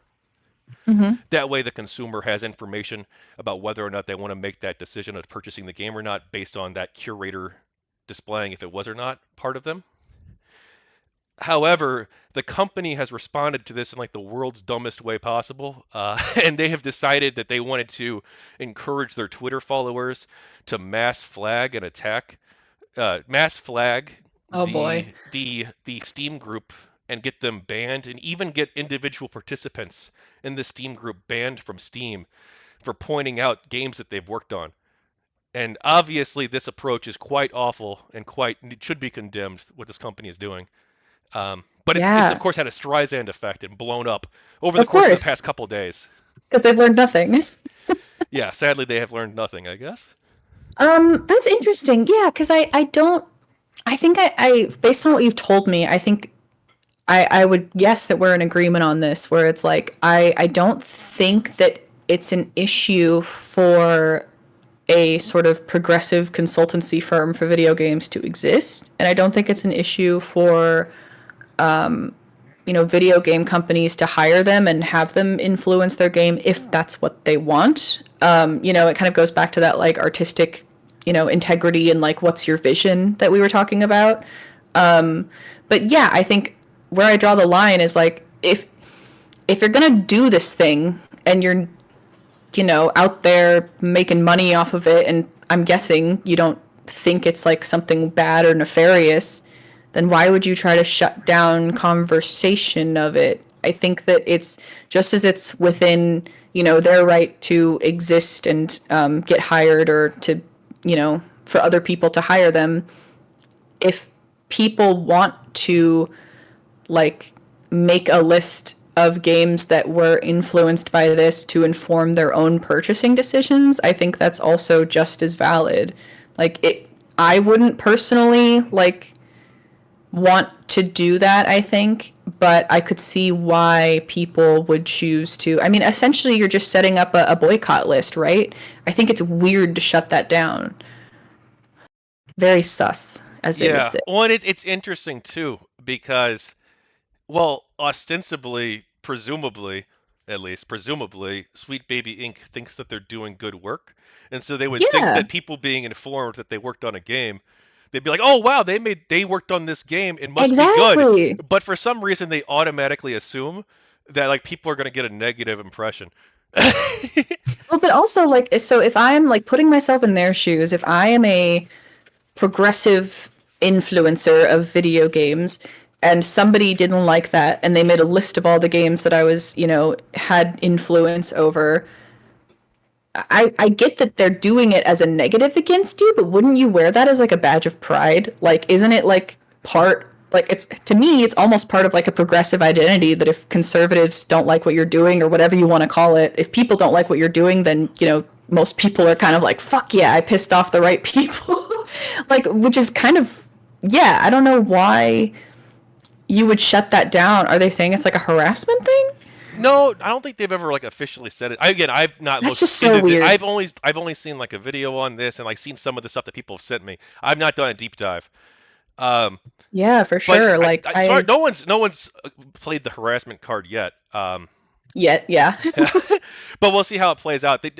So far, their initial reaction to try and encourage the people on Twitter to false report them and get them banned, that obviously is a horrible approach. Hopefully, they'll learn their lessons and they'll apologize for that behavior, including to the people involved in the group, and they'll try to be more transparent or whatever the fuck in the future. But given that it's basically some of the people involved were like the original anti-GG crew, like Maya, Oh, Felix of Smiley course. Kramer. Like I Oh no, they highly didn't doubt, learn. I highly doubt that they're gonna learn the right lessons. Yeah, I But mean, like yeah. what you said was so great though, that like yeah, if they want to hire, if a company says, look, we want to make a progressive game, we want to get your feedback. I think that that's totally fine. That's within the realm of free speech and artistic freedom. Now, I don't want there to be any pressure where like executives are like, oh, we need to, we need to be more diverse, so we're gonna like artificially bring in this company that does a bad job. Like, I don't think that the corporate Right. executive should be stepping in and like trying to push them to do it. I'm not saying that that's what's happening. I don't know. It is Um, a very corporate move, to be fair. yeah, but like if they want to, if the developer seeks their feedback and wants to receive it, I'm okay with that. Yeah, and that's definitely not uncommon. Like, I mean, so much of tech is based out of San Francisco area. There's a lot of progressives here. I'm not surprised that there's a bunch of game developers who would maybe want to kind of, oh, what's the term? There's like a job title now for people that are basically just experts in like certain aspects of culture and society where it's like, is this the politically correct way to approach things, quote unquote, or like, is this the progressive way to, do XYZ scene so that nobody gets offended? And like, I think that I could see why people would find value in that if that's the kind of game that you're trying to make.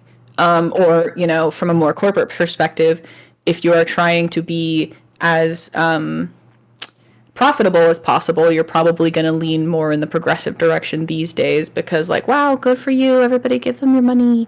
But yeah, I Well, don't know. I think the shady part comes in where you're trying to shut down that conversation. That to me is the red flag. so do you think that by making their games more progressive, that it is a good market move for them and they'll make more money? Oh, totally. I'm very cynical about that. Maybe this comes from my experience working at like bigger like science companies. But I think that there are initiatives for diversity and inclusion that are extremely valuable and overall beneficial both to individual workers, but also companies or products as a whole. But I definitely see where executives get dollar signs in their eyes over certain initiatives because they think that it's going to give them like kind of the points to, for example, be covered favorably by journalists who have those kind of political leanings, right? Or if you can like it's the what's it called, the rainbow effect. Like I think where like you just it's Gay Pride Month, slap a rainbow on it, we'll make a little bit of extra money because surely the gays will buy our product if we show that we stand with them in a very superficial, shallow level. Like it's that kind of thing where it's like there's this with so many more people becoming more progressive and woke or what have you, you have companies being like, hey, this is a whole new group that we can market to, right? Well, I don't know if that's a moneymaker because I think you turn away a lot of people too, and I don't know if people are becoming more woke. We might very well be seeing a backlash to this wokeness, which is I Oh, think it certainly goes necessary. both But like ways. the people, some of the people doing the backlash are they're just woke on the far right. They're just authoritarian on the far Right. right. But there's also people who are well intentioned and trying to oppose the woke stuff too.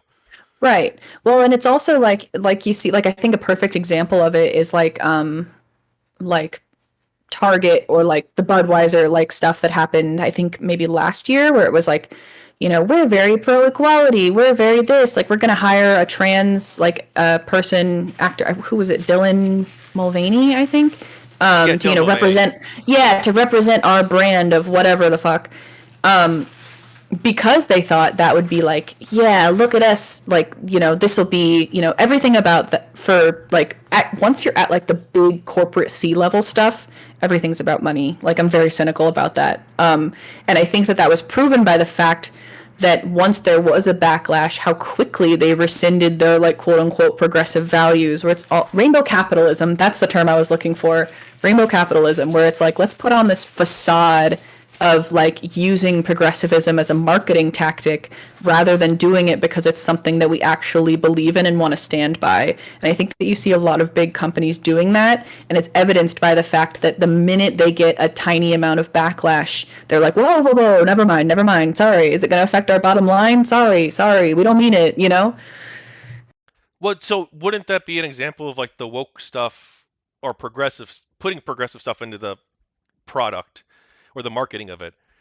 not being rather deleterious. Like I don't think the Bud Light thing worked out well for Budweiser. No, No, it don't didn't believe because anything. then, yeah, because then when they rescinded it, even more people got mad and now nobody's happy, right? But I think that there's definitely this effect where people are seeing how like this is a new potential marketing demographic that hasn't been tapped into, and how do we tap into that? I think that we're kind of in the midst of that right now, where companies are learning like maybe we just shouldn't take a political stance, which in my mind is the best way to do things, because why the fuck is like a big corporate entity getting involved in, politics or social issues in the first place? Like, shut up and give me the product I'm paying for, in my opinion. but like, but and because like those values run so shallow, right? But I think that it's something that we see evidence of big companies trying to tap into and usually failing, but it's definitely still happening. Now, a lot of conservatives think that part of the reason this might be happening is because of ESG, environmental, social, and governance.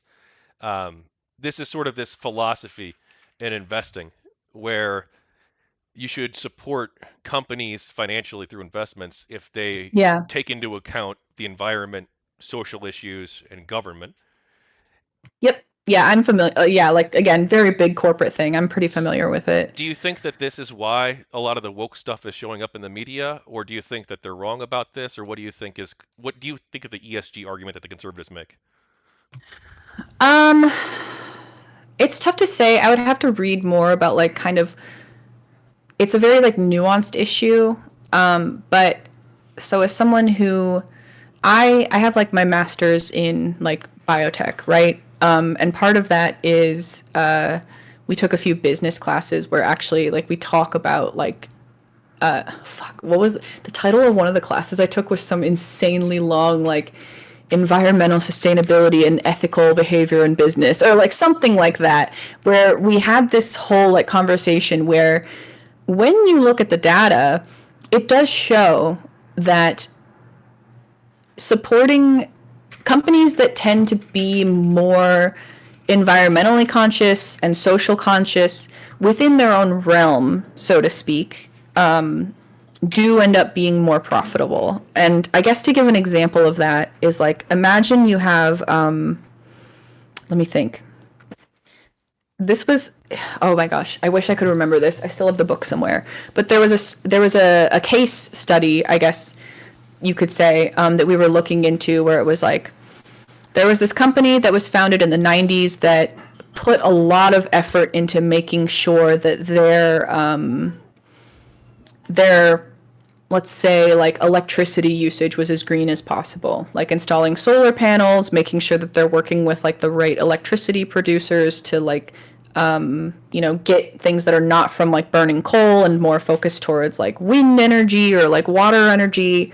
Where if you start on these initiatives early and then you fast forward like 20 or 30 years, now it turns out that like solar is actually cheaper than traditional electricity. Now it turns out that like this is actually something that we're going through in my lab right now. Like being environmentally conscious, for example, saves a lot of money, because if we make the effort to be, to reduce electricity usage, that's like money off of a bill that we have to pay. If we make the effort to invest in reusable things, give it like 5 years or so, and the number of times that we've reused that product has paid for itself many times over, rather than using like disposable issues, or disposable tools each time.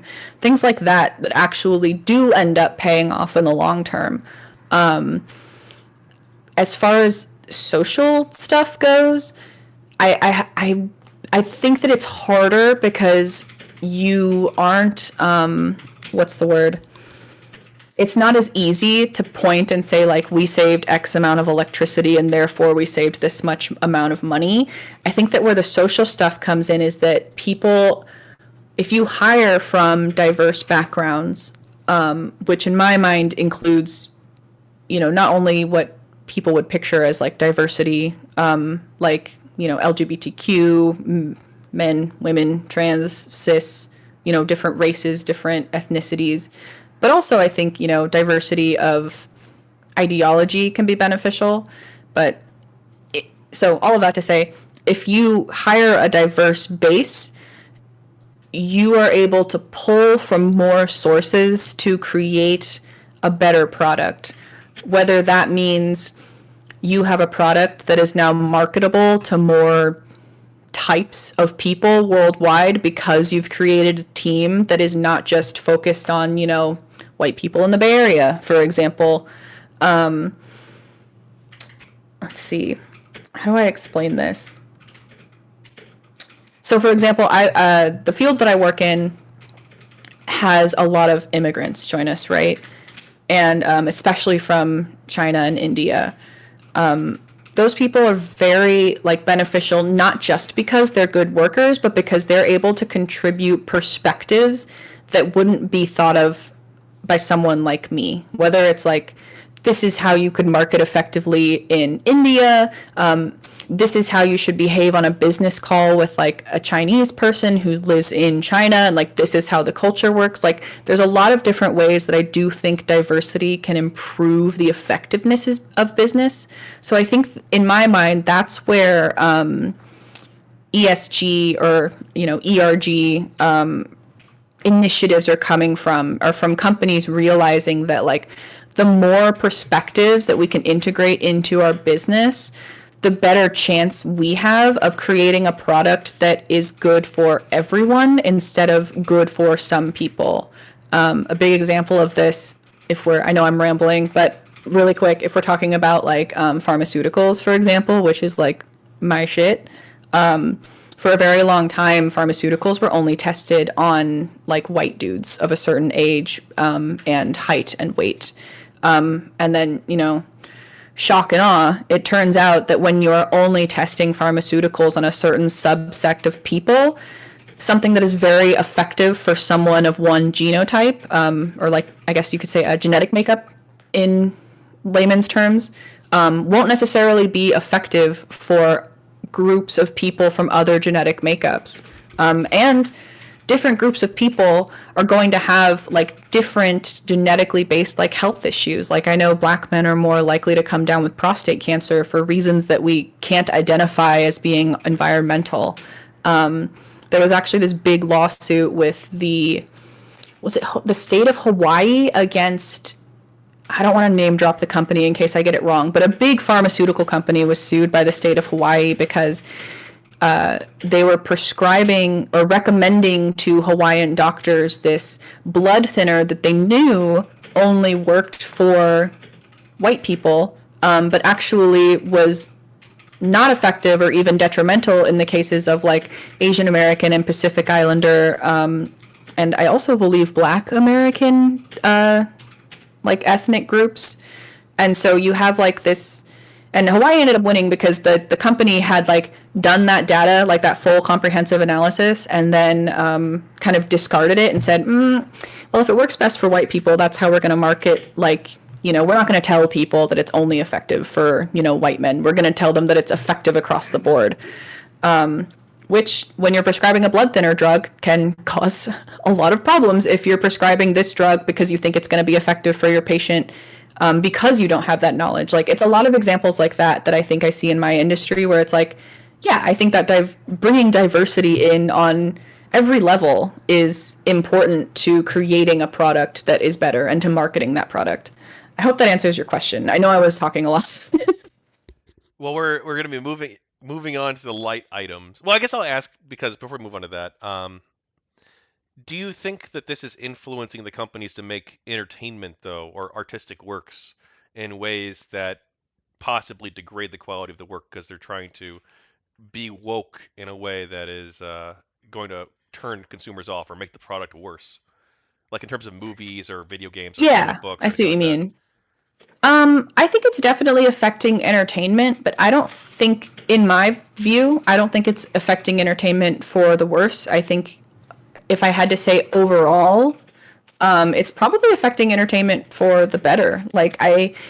And maybe that's going to be controversial with the type of people that are consuming GamerGate content, but for example, I think that the more that a person can see themselves in a character or some kind of work or see themselves in a certain situation, the more that they are going to identify with and enjoy that kind of content. Let's see if I can phrase this properly. I think that when you draw from stories that are not just the stories of one demographic, you now have a whole wealth of different kinds of stories that you can tell and different kinds of people that you can connect with.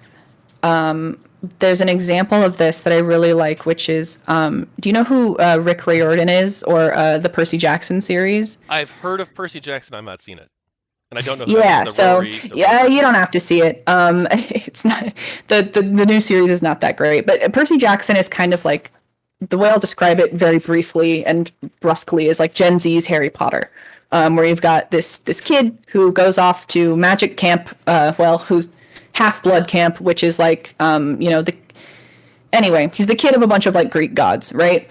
So Rick Riordan did, I think, this thing that is actually very smart, where he wrote this like whole book series about, this white kid from New York who goes off on this adventure as like, oh my god, he's actually the son of Poseidon, and then like borrows from all these different mythologies. It's very cool. But they're all very Greek and Roman mythologies, right? And people started approaching him and said like, hey, I have this really cool mythology from my, home country or my home state or whatever, that I think is a really cool story to tell that could be modernized the same way that Percy Jackson sort of modernized Greek mythology for kids. And his response to that was, I'm not the person to write those stories, but if you want to write them in my universe, then we can team up on this and you can like create this whole like world for yourself that kind of ties into mine. I think it's called like the Rick Riordan Presents series, essentially. And so now what you have, instead of just one book series about one kid from America who goes on a very Greco-Roman specific mythology inspired adventure, now you have like maybe I mean, none of these are, I'm just making like this up, but I know that like there's, for example, like somebody who is like African American who is like very culturally connected to like African mythology. They're able to go and like write a story that it relates to like this whole new population of people and the stories that they were raised with, and pitch it and that work out there in a way that it's like, this is a whole new story. Same with, I think that they've also done it with like Indian gods and mythology. They've done it with like old like Chinese or Japanese or even Korean like folklore and mythologies. Like, you've got this whole world of like stories out there to tell that you wouldn't necessarily be exposed to if you were only paying attention to one demographic. And I really think that's where the strength of like diversity comes in, where it's like, let's create something that everybody can enjoy in some way or another. Never going to be fully possible, but like, let's do something that brings more joy to more people. I don't think that's ever a bad thing. Yeah, I mean, like, I'm all for exploring different stories and different, there's obviously the continent of Africa and all these different places around the world where you can have different cultures and different stories you could tell. I think that could be interesting. It could be useful. I have no issue with that at all. I enjoy um, the Three Body trilogy, but by fuck, how am I blanking on his name? Lou Cixin, the Chinese author. Like, yeah, I'm all for exploring different cultural contexts and stories. I don't have a problem with that. And I don't think most people do. I think what people like have a problem with is when they just want to try and like market themselves as being like super woke, which a lot of people don't like. Probably most people don't like. Um, Yeah, because it and does usually and end up being then shallow. and then all they end up doing is, and then of course they make a shitty movie or a shitty book or a shitty video Yeah. game, they immediately say, oh, the reason the fans don't like it is because they're racist, they're sexist, blah blah blah, whatever the fuck, like Ghostbusters, and they attack the audience. Oh, yeah. And I feel like primarily if you're trying to tell a story that is new and unique and appeals to a broader audience, doing something like you said, like Ghostbusters, where it's like, let's just gender swap. It's like, well, that doesn't bring anything new to it. Like, that's not interesting. And I get to some extent that there are stories that already exist that I think are better explored by kind of like, for example, like Miles Morales Spider Man. To me, that's like, there's so much sprinkling going on in the background. Um, so like Miles Morales, I don't think there was a big backlash against him when that story, No, like the that comic anti-woke was released. people Not at like it. all. Yeah, no, it was so good. And like and it's one of those things where it's like, oh my god, like yes, like the character of Spider-Man is improved by making him, this black and I think was it Costa Rican or Puerto Rican, I've not actually kid read the comics or seen the from show, but I know everyone yeah, I thinks highly of mean, it. yeah, if you've seen Into the Spider-Verse, just like something about it is just so like yes, like that to a lot of people and to a lot of like, black friends that I have, like that really like made that character hit home for them and like in a way that they could connect and relate to like, yes, like that's my experience. But you look at Miles Morales and they're not marketing based on how woke it is. They took something and they added to it and they made it a good story and also made it more diverse. I think that like when you see things that are like, this is the female Ghostbusters, it is usually a very shallow attempt at just marketing something that is like, this isn't good. Like this is just lazy and like I think that like it's the lazy wokeness so to speak that I really lose a bad taste in my mouth because it's very transparent. It's like we all know what you're doing and you still suck at it. Like if you're telling good stories, you don't have to say like, and it's progressive. Like just let it stand on its own merit and if it happens to be progressive, like bonus points from me, but you don't have to market it that way. We can move on to the next 19 questions. Oh But my god, no. Okay, yeah. but Sorry. but no, we're totally cool. I thought it was worth exploring. But before we do that, I want to ask you because I think it might be worth exploring, especially since people are going to be reading this book possibly decades or centuries from now. Uh, what the fuck is wokeness, Oh or man. what is woke? Because we keep using the term. I just want I to. know, I know. Um so I know it comes from like AAVE, I think African American Vernacular English. But it has since kind of been co-opted by the general mainstream, white people like me, just white people. um the idea is that you know what? Actually, let me look this up.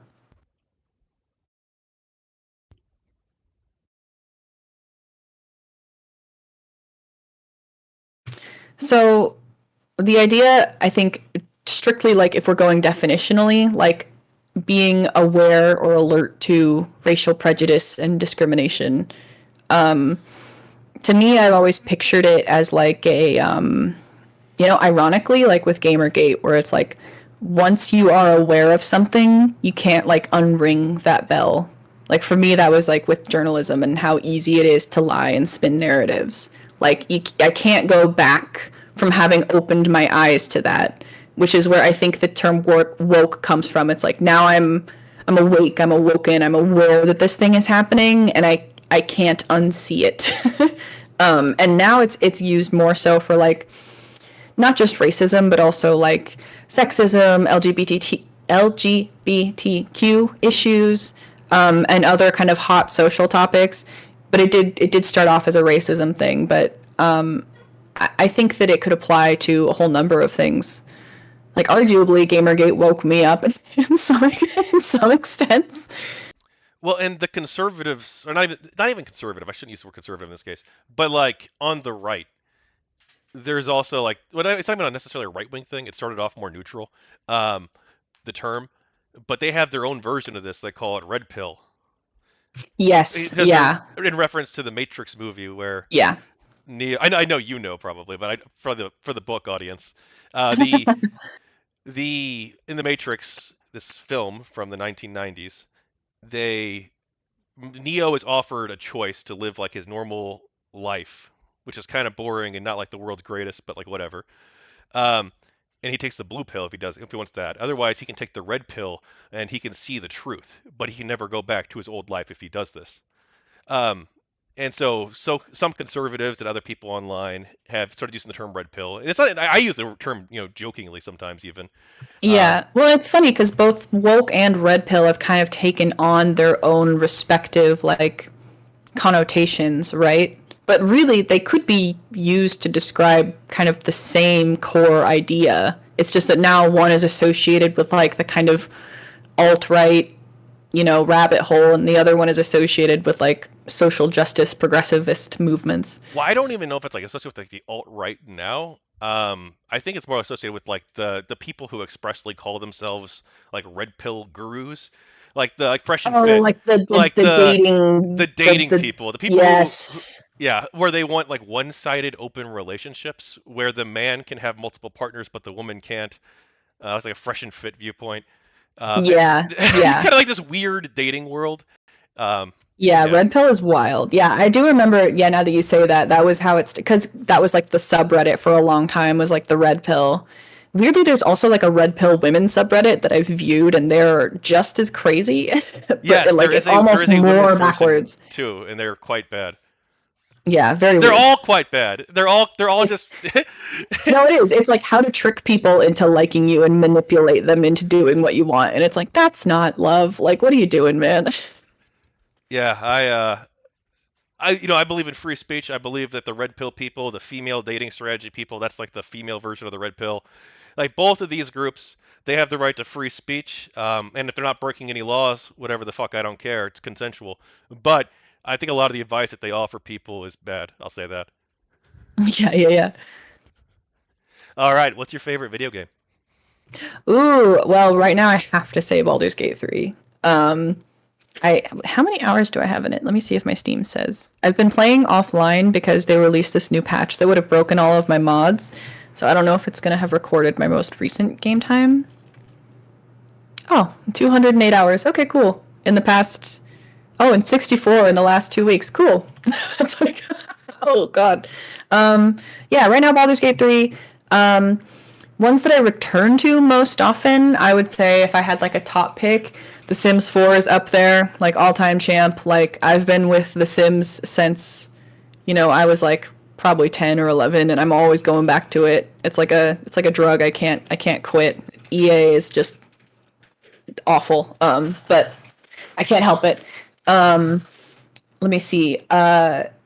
I really like the game This War of Mine and Frostpunk, which are both by the same developer. I think it's 8-Bit Studios. Those two are not at all related. They're just two different titles that they've created, and I love going back to those and playing them when I'm having a sad time. And I feel like learning about war and the eventual nuclear destruction of the universe. And then Stardew Valley I come back to quite a lot. But I would say if you had to ask me right now, I would pick Baldur's Gate. You But yeah, you can't just pick one. It's everyone. I know it's Multiple always people have given multiple as usual.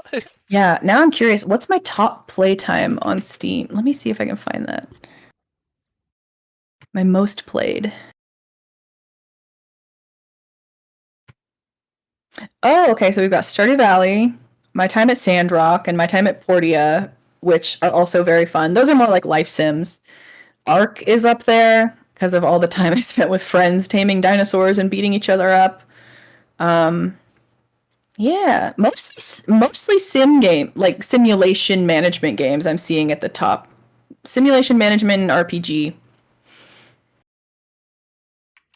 Simply Green in the chat says you might like Last Train Home. Ooh, okay, I'll check that out. Thank you. All right, I know the answer to this. We talked about it in part one. But did you attend a GamerGate meetup? Yes, many of them. Not even just the one in the Bay Area. I also attended. There was one in Orange County, which is where I met at least one, if not two, of now like a couple of my close friends that have kind of been the ones that have stuck around through the years since GamerGate. I went to one in Birmingham, which is in the UK. It's in Britain, or sorry, England. And then I think I went to. I didn't go to one in Florida. I feel like I went to one more that was on the East Coast, maybe Boston, but I can't recall exactly. Oh, you didn't go to the one when didn't you meet up with people down there? But I guess it wasn't a meetup in Florida. Yeah, it was more like a let's go and have dinner because there's the panel's not happening. But that was like a few like friends from like TeamSpeak, you know. It wasn't like an official open call public meetup like a meetup. And you organized the GG and was it GG in SF or GG in Bay Area? Or they were both? A little bit of both. When we first set it up, we did GG in Bay Area because it wasn't actually in San Francisco. We based it out of San Jose because they had more space for us. Like we basically just took over this entire patio of one of my favorite pubs at the time. I think it was GG in Bay Area the two times that I ran it, and then once Devil's Advocate took over, it became like still GG in Bay Area, but more like SF based. What were But I the did. oh, sorry, go ahead. Oh, I was just gonna say I did go to at least like 3 or 4 of those as well. Wow, I've been to like maybe like 10 GamerGate meetups. More I than guess that kind me. of tracks. Yeah, I mean, I also go to a lot of like conventions and stuff. You know what it was? It was Seattle. It was because it was PAX. I remember now. So you went to one at PAX? Yeah, yeah, that was like that must have been like 2015 or 2016. It was like early GamerGate days, and I met up with I don't want to like name drop pro- people that like you would probably recognize their name, but weren't like huge figureheads or whatever. But yeah, it was a lot of fun. Well, it's funny you mentioned PAX because I haven't interviewed him. Maybe he'll do one, but I've talked with him on a couple other streams about GamerGate. Carl the Pagan slash Soyadel slash Carl Alex Pauls. Do you know him? Sounds familiar, but I couldn't say off the top of my head. He worked for Blizzard, Activision Blizzard, and he was anti-Gamergate. Now, in the beginning, he was extremely hostile to the Gamergate people. He says, um, but he later came around and started to become more. I don't know if he like officially call himself neutral. He might still call himself anti, but he believes now in having conversations with the Gamergaters and thinks that his initial approach of being dismissive and hostile to them was bad. So like I applaud his character development over the years. I think it's great. Um, but he was at PAX and we actually had like this long discussion because he was a That's volunteer so there, and cool. he was like, well, I had to as a security guard as a volunteer. Not a security guard, but like a volunteer. He's like, I was on the lookout for Gamergaters because I was worried that Gamergaters might go to a panel that Zoe Quinn hosted. Oh, yeah, I remember PAX was the only con that I went to in Vivian cosplay, and even then it was kind of like half-assed, so to speak, because I didn't want to draw any negative attention. I just kind of wanted to give a nod to the people who knew. So I did the curled hair. I had the headband with like the 8chan thing in like green ribbon. And I wore a shirt that I happened to find that was too small for me, but I didn't care. That was like green and purple striped. This was before, what's her name? Ellie? The person who released the Gamergate or the Vivian James jacket before that had been done.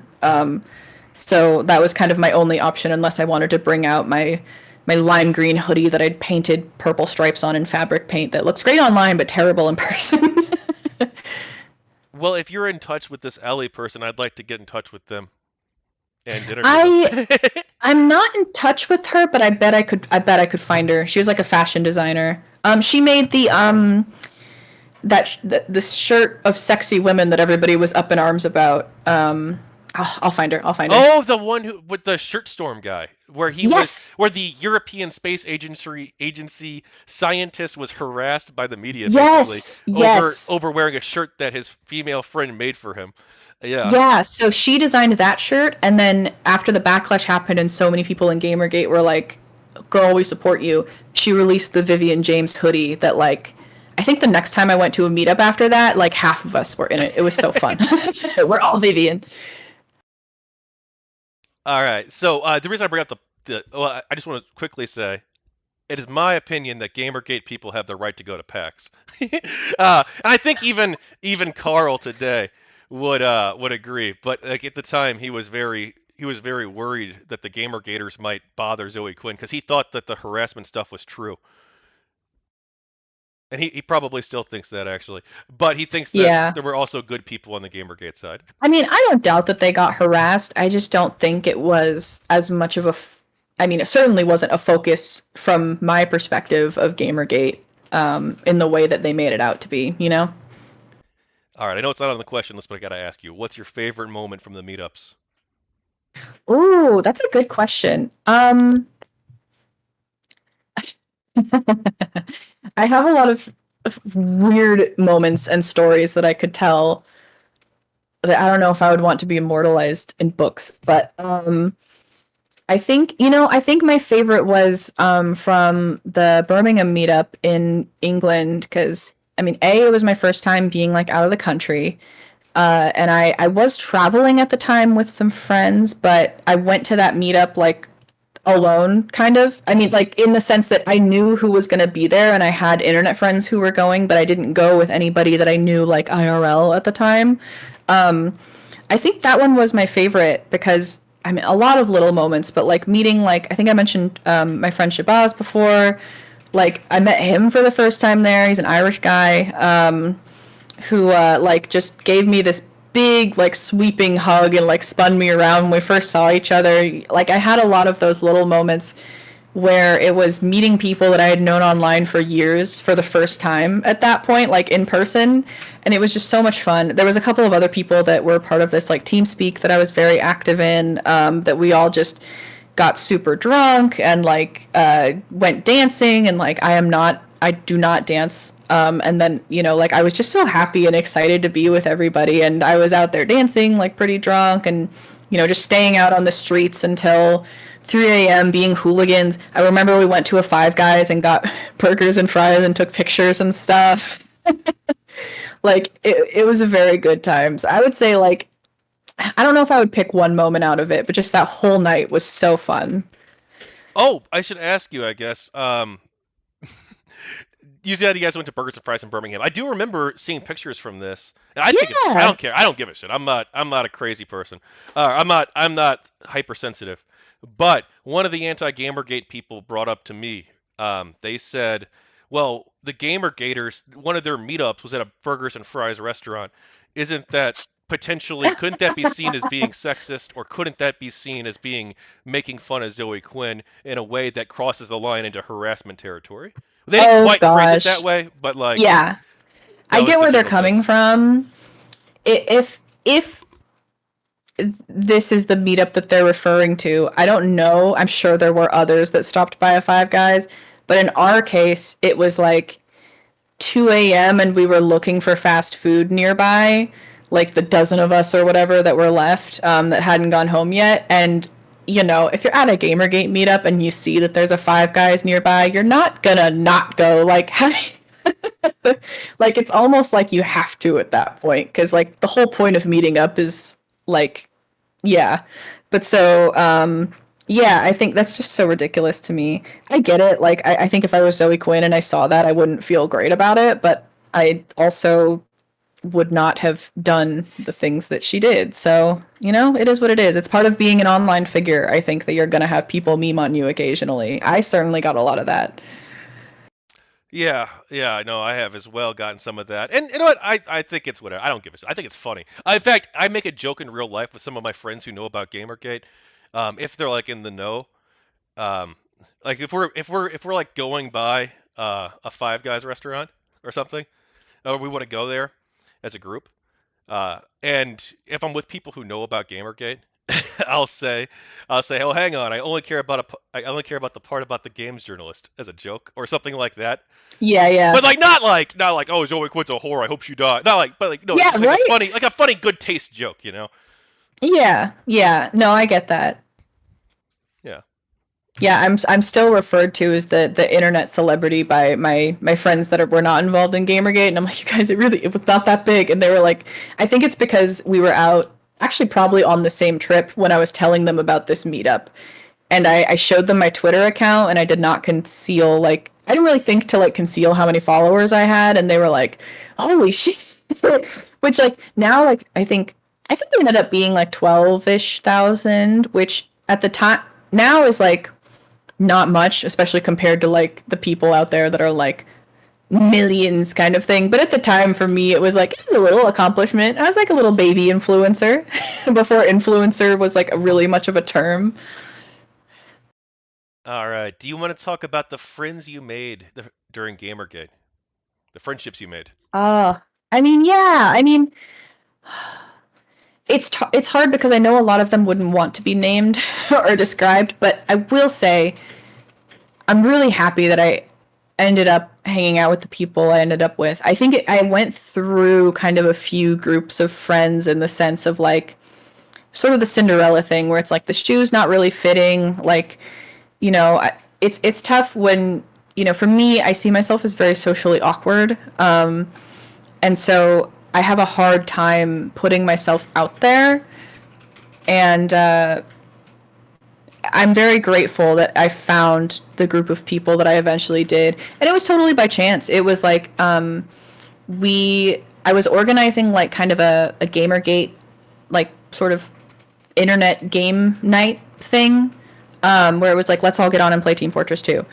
Or let's all get on and play, Grand Theft Auto or something else, some like big, group multiplayer game. And those were so much fun. And the way that I found the group of friends that I ended up landing in was one of them had at the time, public TeamSpeak server that was just kind of open to like, you want to come in and use a TeamSpeak, like come hang out in our TeamSpeak and you can, bring your friends sort of thing. And the core group of people that hung out in that TeamSpeak ended up being like, now I would say like lifelong friends. And there were a few people that I kind of brought in there because they were my friends, but for a lot of it, it was like just getting to know people by like, people would just kind of jump on and shoot the shit, like whether we were gaming together or gaming individually and just talking. And like a lot of those people were people that were like, had grown up with experiences, in countries so different from mine, or, being of a different racial group or ethnic group or LGBTQ or, trans or what have you. Like they were truly the people that like really exposed me to a lot of different cultures and attitudes that I would not have been exposed to otherwise. And on top of them being incredible people and amazing friends, like I'm also glad that they were the ones that kind of brought me out of my, white girl from San Francisco bubble. Yeah, no, I think Gamergate I probably met the most like diverse group of people I've ever met in my life. Which is very ironic, right? Yeah. Well, and it's funny too, because like you said that Gamergate like made you more sympathetic. Well, it made you go from trans medicalist to pro non-binary, I guess. Yeah, yeah. Which we talked about that last time. We don't have to dive super deep unless you want to again. But Gamergate was like my first interactions with trans people too, and I met cool people during Gamergate who were trans. Most of whom I didn't really keep in touch with over the years. I didn't keep in touch with anybody, even you, or anybody pretty Mm-hmm. much from back then, because I disappeared off the internet. I think Yeah, it happens. that's like, Yeah. except for some of the St. Louis meetup people I kept in touch with, but it was my first interaction with trans people in the world. I was in college, kind of high school, and I had, I understood, I guess, the trans issues a bit more than I did before, because before I'd like never even heard of it. I was like, what the I mean, I was like, oh, Yeah. vaguely aware that like some people consider themselves that, um, but I didn't like know anything about it, and like it made me more like sympathetic to the trans people as well. Though I'm Yeah, still a trans definitely. medicalist. Well, we have some work to do. All right. Do you have any thoughts on Vivian James or Gamergate related art projects?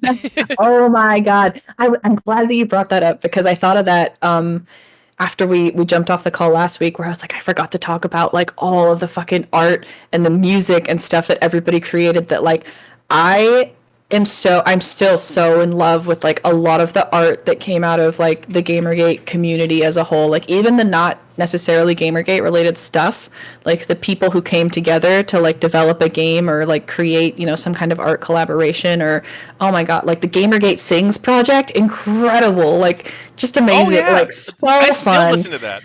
Yeah, like and the let me see what else.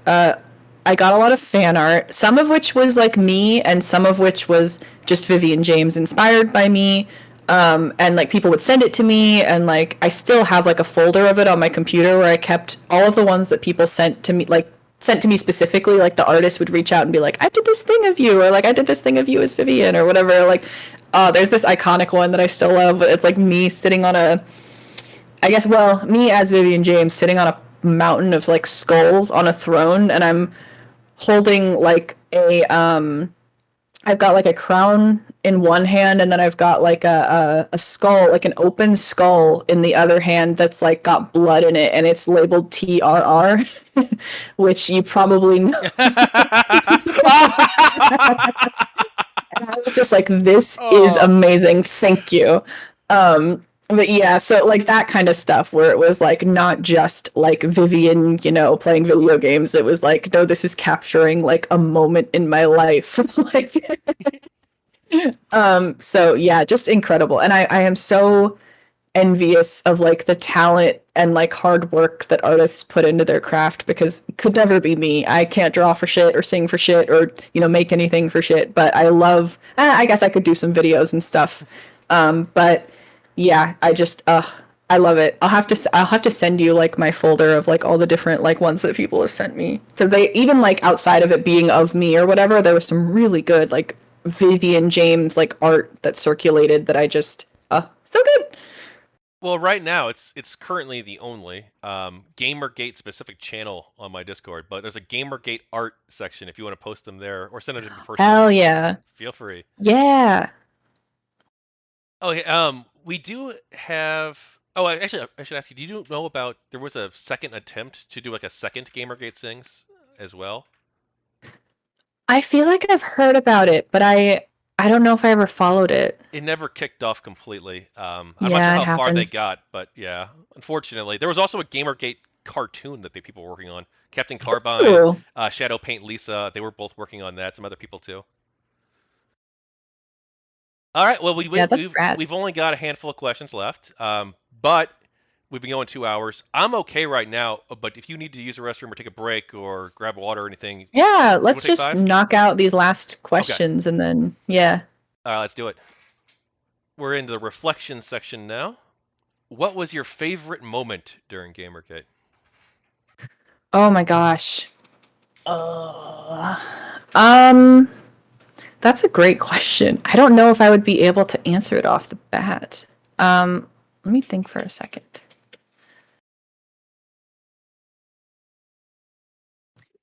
It's yeah, I don't know if I could pin it down to one moment. Honestly, I think all of my favorite parts of it were just like, it's so cheesy, but like the friends we made along the way. But like all of my favorite parts of it were interacting with people, like going to meetups, being parts of like group chats, participating in like uh well, in my case not panels, but like attending panels and watching panels. Um yeah, I don't know if I could pin it down to one specific thing. I think for me, it's not Gamergate related, but the first time that I met up with the group of people that I had met through Gamergate and we all went to like a Comic-Con together, it wasn't Gamergate related, but like to me in my personal, experience, it very much was, so to speak. That was like one of the best weekends I'd had in a lifetime, just meeting a bunch of fucking nerds and hanging out and being nerds together and just reflecting on like, oh my God, can you believe that, we did that thing or they did that thing or like, yeah, my favorite part would be making friends. It sounds so goofy, but I can't like point to one specific like public event that happened, so to speak. The friends we made along the way is a great answer. Yeah. So many people have said this too as a joke, um, or even like half serious, really. Yeah, I mean, I'm a very sappy, sentimental person, so it's to me it always comes down to like the people. Like individual events like kind of came and went and there were different things that happened. Like I could probably point to some lowlights for me that we've already discussed really, but like the high points were never something that were related to like Gamergate as a movement. It was always like me having personal interactions with people I'd met through Gamergate. I do like the story of the first Not even officially a GamerGate meetup, but meeting the people at the convention. I do like that story too. Yeah, yeah. They're a good bunch of people. Yeah, yeah, we had a great time. Like 3 a.m. Taco Bell runs. Like, actually, at the time, so it was one of the only times that I was able to use my sort of quote unquote celebrity influence to get stuff because it was the first kind of big Comic Con that I went to. And when I posted that I was going, a lot of like vendors and like experiences reached out to me and they did the whole, the social media influencer thing of like, if you come and do this experience and you post a picture of you at it, we'll, let you jump the line or we'll give you some free swag, or like there was a few of those and that was the first time I'd experienced that, and it was like, oh fuck yeah, dude, I get to go play like adult laser tag and jump this like 2 hour line with me and my 7 friends to just be like, I'm an influencer, bye. Like there was a couple of those moments where it was like, this is fun. I could see why this gets addicting to people. If you could have changed one thing about GamerGate, what would it be? It would never be possible, but I do genuinely wish. Well, okay, so I guess I have two things. My instinct was to say all of the shitheads that were legitimately there to just cause drama and harass people, I wish that I could wipe them from existence. But I guess on a more possible, like achievable level, I wish that the media narrative had been less one-sided and more like in-depth. Like kind of, all the points that we covered before. If I had to pick the impossible, I would say get rid of everybody who is legitimately like enacting terrorist level threats and stalker harassment and that kind of stuff. But I do think it would have been possible for journalists to cover it appropriately had they actually tried. If you, if, sorry, what would you personally have done differently during GamerGate?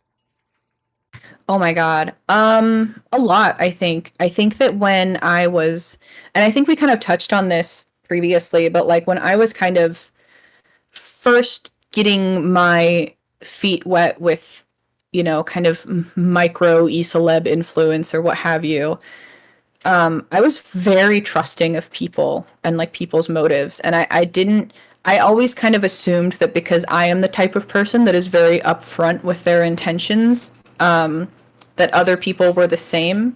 And I knew like people like lie and stuff. But I thought like if someone is acting like my friend to my face, then they're my friend. Or if someone is talking to me, like I had a number of people that would kind of be nice to me and then get what they wanted and then turn around and just be awful.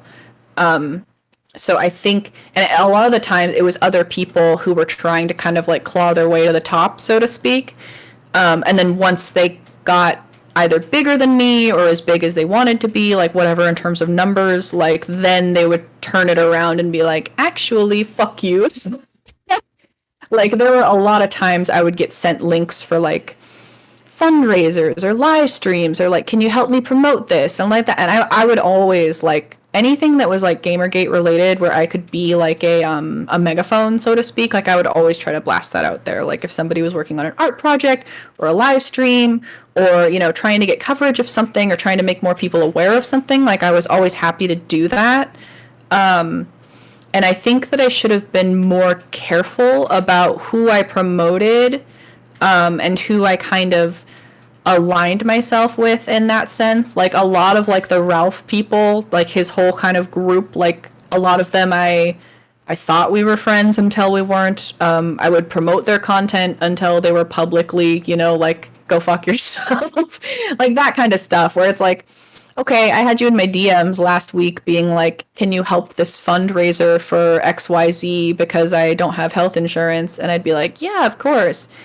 And then, give it a little bit of time and space and it would be like they would come back with, publicly, like, the actually I fucking hate you and you're a nobody and blah, blah, blah. And it was like, well, then why did you ask for my help with the thing? Like, I think I'm a lot more jaded now. And I do think a big part of that is just the nature of being in a position that people see as like powerful or whatever. But I think because I didn't see myself that way, I was very I don't know what the word is. I wasn't careful enough, I would say. I should have been more careful about who I put my trust into and who I considered a friend. Not bad advice. Yeah, I mean, for anybody who's trying to make a name for themselves or accidentally making a name for themselves, just be careful. Let's say it's 10 years from now, and an online movement is looking to GamerGate for guidance for their movement. What advice do you have for them? I think number one, consumer-driven boycotts are insanely effective, especially targeting advertisers, especially not just like tweeting into the void about stuff. Like, granted, if you make tweets and it picks up traction, like, great. But like taking the time to sit down and send your emails was a common refrain, right? Like taking the time to sit down and write to a company's like, what would it be, like a PR person or like, whoever was, whatever email address or like phone number you get, like actually taking the time and like reaching out and doing it in a way that very clearly is not like a form letter, like talking about how that issue personally affects you and why you're not using that product anymore and, XYZ, that can have a very big impact if enough people do it. And I think a lot of that got lost in the fact that so much of Gamergate happened on social media, but a lot of the change that we were able to make was happening because there were people who were willing to put in time and effort behind the scenes to send emails, to contact advertisers, to reach out to companies and give like their thoughts on things. And those people, the majority of them that I talked to that were the most dedicated to it were not people that made themselves public figures. Like, it was very much like, not like a, work in the shadows operator kind of thing, but just like I'm going to do this and I don't need to get credit for it. What have you personally learned from Gamergate? Man, I mean, from the movement itself, I think just you can yeah, categorize it however you want, really. I mean, yeah, my instinct is to kind of go back to like, the personal friendship aspect of the like how to navigate being a person that people perceive as having influence, and that, because it's so different from how you will want to behave instinctually as a normal person. Like, you, at least for me, like, I want to be trusting. I want to be able to reach out to people. I want to be able to speak freely without worrying about, being screenshotted and taken out of context and blah, blah, blah, blah, blah. So for me, on a personal level, that's like all of the kind of, what would you call it? Kind of like the politicking. I learned a lot from that. In a way that made me go like, I never want to be in a position of power again. This is so exhausting. I think from participating in the movement itself, like going outside of personal relationships, I was really surprised and touched by how many people gave a shit about ethics. Which maybe sounds a little bit naive because I know that it was a running joke that like, actually, it's about ethics and gaming journalism. But I think when it comes down to it, the majority of people are trying to operate in a world that is ethical and just and honest. But I don't think a lot of people, or I didn't used to think that people would be so willing to band together and fight for it in the way that we did. Like, I think that was, for me, a big part of what drew me to the movement in the first place, was that you had all different kinds of people from all sorts of ideologies and walks of life and professions or, what have you, that were willing to come together and, like, really fight for this common cause, that to me personally means a lot as someone who values that like really highly in my own life of like trying to be honest and acting with integrity where you can. Like there's always hard choices along the road, and it's never immediately obvious what the more ethical or integral, or what's the word? Yeah, we'll just say ethical choices. But I think that the fact that people were willing to commit themselves to that, even though there were a few people who, you know, used it as a way to kind of be little shitheads and shit stirrers who, you know, use it as like a, okay, I'll pretend to care about this, but actually I have some nefarious agenda. I think that those were some small percentage of the people compared to the ones that were like, no, I really give a shit about my hobby and I want it to operate in a way that has like has ethics and like that means something. That was like very inspiring to me personally. That is great. I like the way you put that too. That most people want to live in an ethical world, in an ethical society, in an ethical live an ethical life. Well, Yeah. I'm not sure if you there was almost another quote unquote GamerGate 2, not really. But I'm not sure if you followed the progressive victory controversy. I have not. I mean, I think the first time I heard of the term progressive victory was earlier in our conversation, right? When we were talking about Yeah. Destiny. Yeah, So, well, yeah. it was a relatively minor controversy, but it could have been huge. It could have been huge. Basically, Progressive Victory is working with a large number of live streamers to canvas and promote them and their audiences canvassing in real life, right? Hmm. Which is great. I like them doing that. It's good. Some of the people though are receiving payments from Progressive Victory, like a paycheck from them as well, Oh, but they didn't interesting. disclose this. Oh, Now, very and so interesting. when people found out about this, they were like, "Well, hey, on you not disclosing this, you need to disclose it." Huge numbers of people were telling them this, Oh, and yeah. their initial reaction was not Destiny or anybody like that, but like it was a couple of smaller players, Wiccan counterpoints initially, because some of the people came at them a little hostile. Some of them did, not everybody. Um, they were like, "Oh, well, fuck you. I don't really care at first." They were very defensive and kind of went on the attack. But then the players involved decided, you know what? Actually, you're right. We need to be more ethical. We're going to start disclosing this from here on out, and we're sorry. And they Oh, actually did the that's so right thing. It was good. incredible. It was incredible watching it Amazing. over the course of What a like 2 months. turnaround. Well, like over the course, so I knew about this before everybody else did, but over the course, because I knew that they weren't disclosing Things leak. some Yeah. things, and I told them too. I said you need to start disclosing this. I told them in private. You need to disclose. I didn't know they were receiving monthly the regular checks.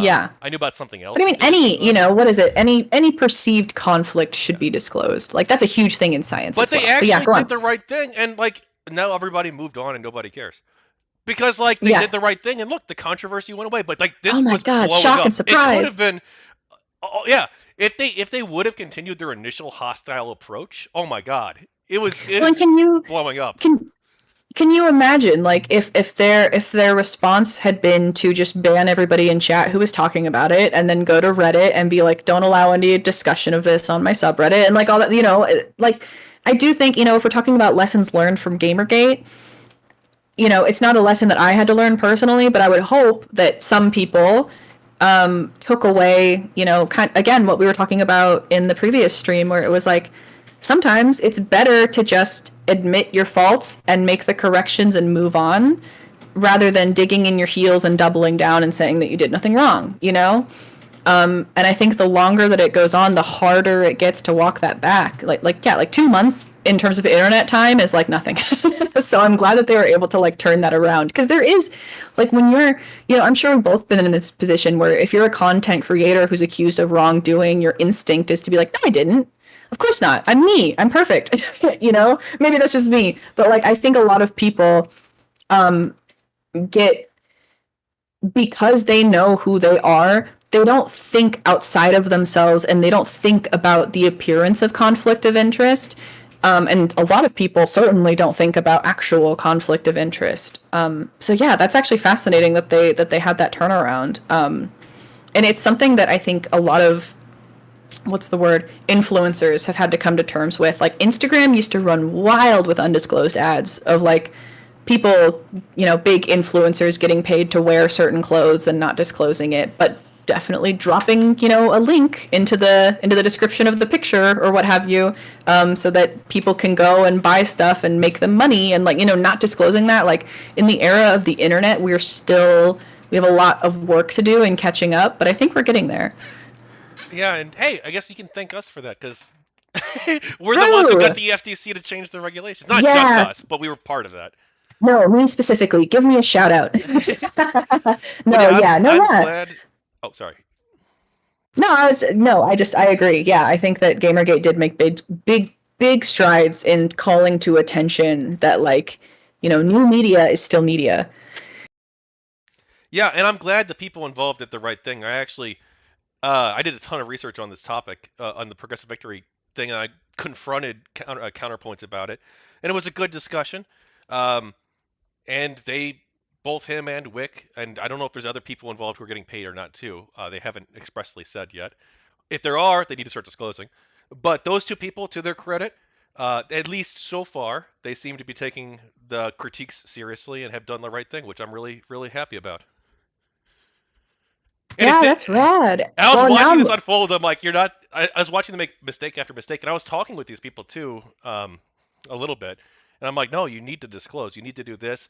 I even like linked a couple of them, like the FTC regulations. I'm like, you should go through this. Here's how that's not in line with FTC regulations, but this is. And like, I was like trying to help them make the right decisions. And maybe I played some minor role in changing their mind and making them be more ethical. I don't know, but no, and I think that I think it's people like you who are putting in that work. Like I said, like I think that the most minds that I personally have managed to change have not been by, making big sweeping statements online. It's been by talking to people one on one and being like, "Hey, you're a person, you make mistakes, I make mistakes. Here's what I did, here's what you could do, here's what's been successful in the past, here's the law." Like stuff like that, where it's like when you reach out to people on a personal level, it is so much easier to really speak to them and get them to come around to things. Like even on non-gamergate stuff, like I talk to people all the time that are like, a lot of my family and friends are from not progressive areas, and I think that just having conversations with them about, like, okay, so you don't like Black Lives Matter, here's my perspective on it, just something to think about, just something to chew on, like coming at them in a very non-confrontational way, but still bringing up good points, I think really is the way that you change minds. Not by, having a big, massive, mob coming and dogpiling on somebody on Twitter, but by really just reaching out to people. And also yeah, now I'm and totally looking at the and Progressive Victory website and seeing that they have a California meeting in 6 days. So who knows? well, hey, Brianna Wu used to work for them actually. Yeah. She was one Oh, of their okay. Now I remember. executive people, but Oh boy. she parted ways with the organization.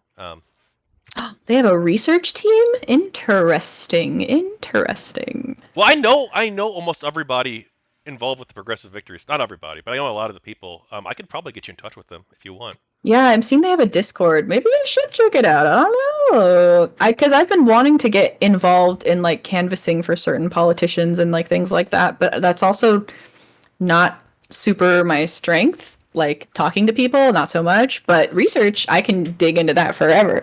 Yeah. Well, so yeah, Brianna Wu used to be like a high level person in the organization, but she's not anymore. If I wonder I would get block added from joining the Discord. if Brianna was still involved with the organization, would you still support them, or would you still consider you working with them? I don't know. I'm just curious. That's a good point. You know, I want to say on one hand, one of the things that I really liked about Gamergate was that it didn't matter if someone that I personally hated was also pro Gamergate. Not that I'm saying I personally hate Brianna Wu, but like I think that from Gamergate I did learn how to effectively get along with people for some kind of cause just for the sake of the cause, and then, okay, we'll part ways after we're done talking about this and never speak to each other again, kind of thing. It's harder when you get into something like a hierarchy like this, right? Where if somebody's a leader or the founder of something, then you're like, I know you've done shady tactics in the past. Like, do I trust this?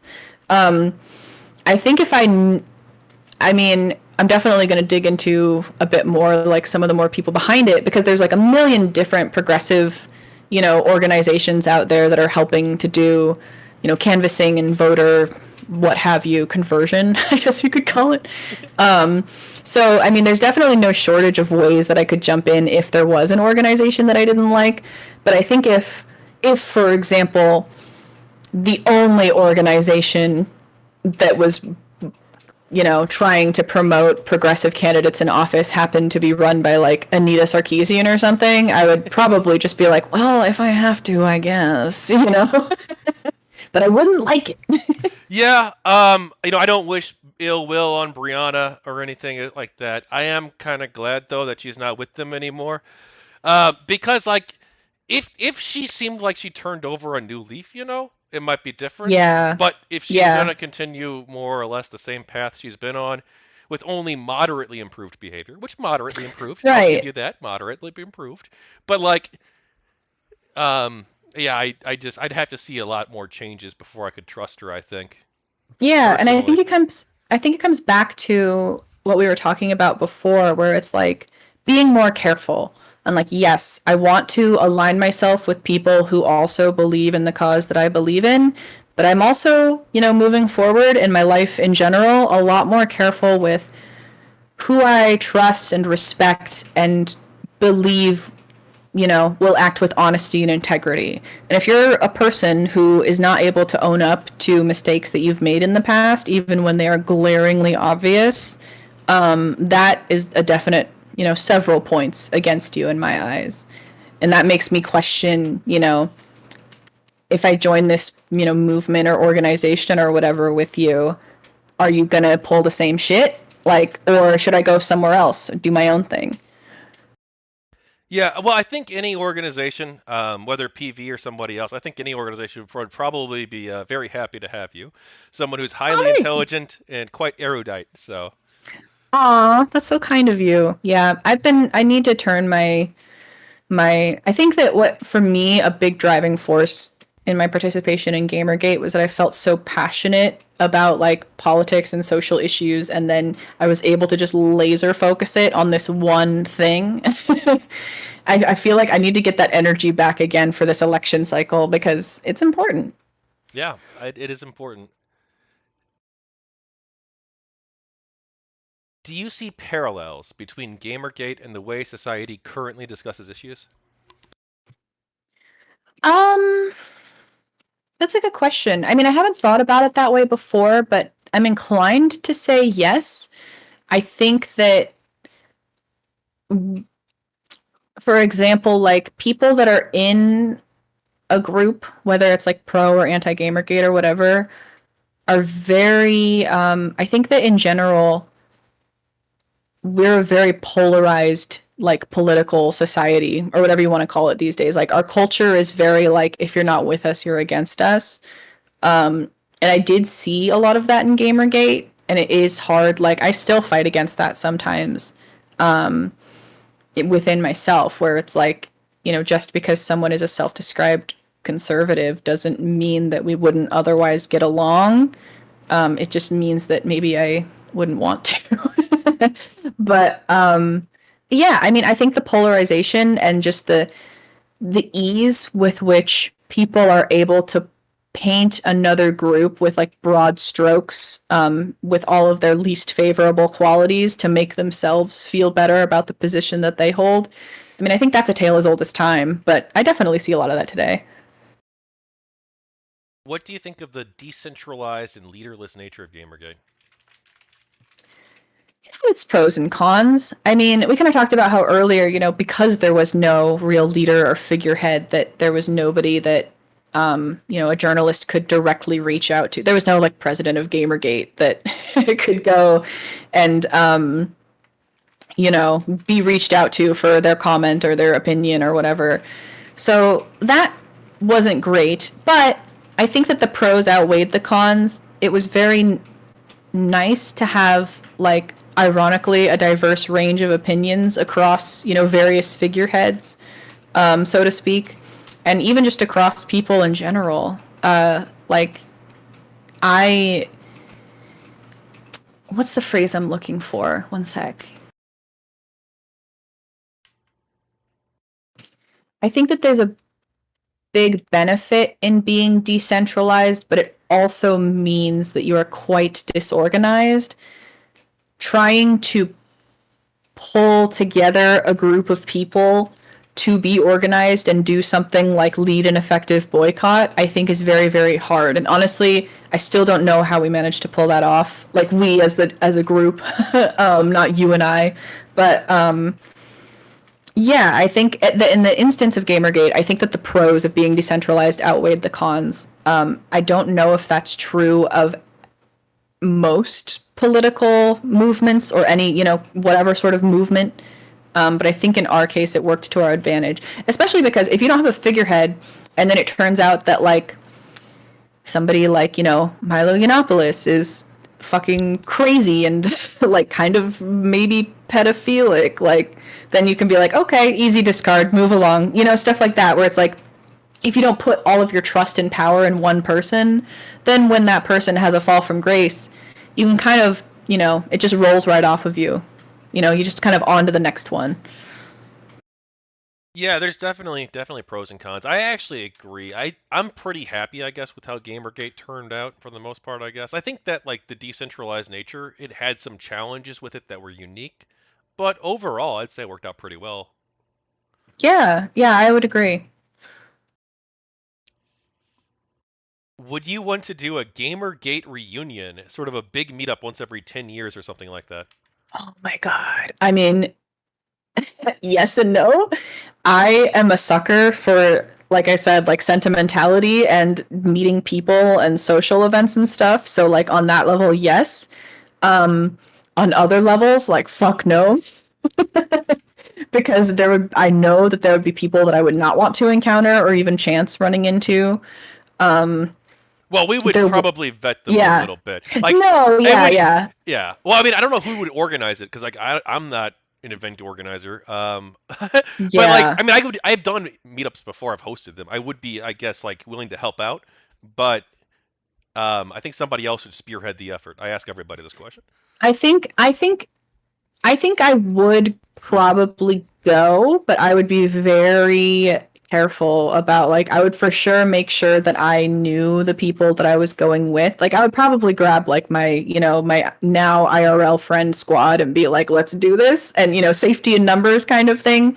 If I don't think I would go to one alone, because I think it would be very easy for me to get overwhelmed if I ran into a group of people that didn't like me. I really just want to be liked. I'm a people pleaser. So if I encounter people that are mean to me, I will cry in public.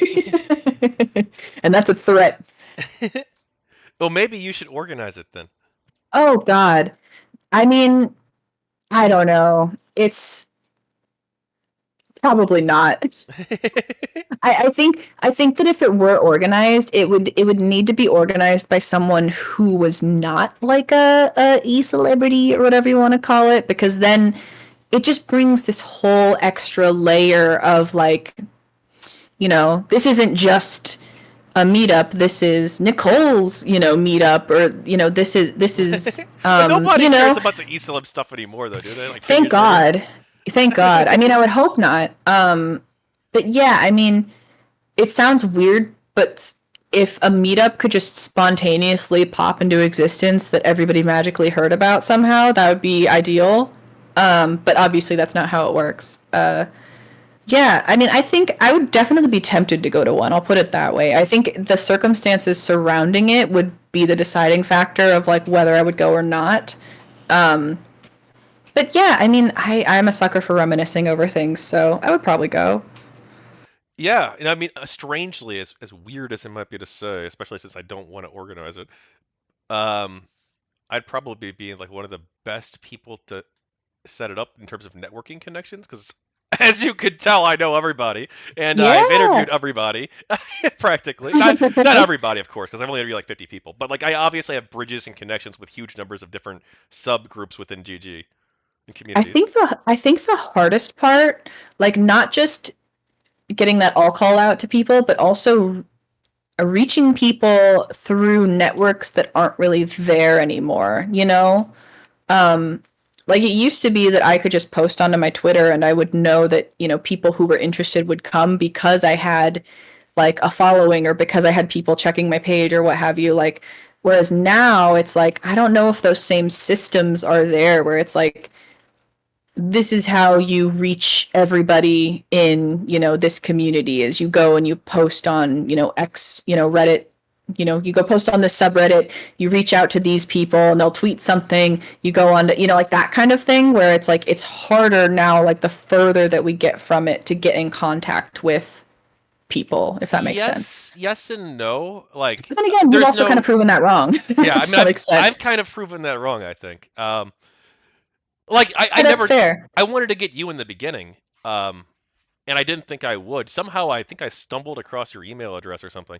Um, Yeah, I and think it's so still attached to my old YouTube channel or something like that. yeah, But yeah, I other think it than might have been the that, YouTube channel. Yeah, or like maybe I asked somebody. No, I don't think I asked anybody.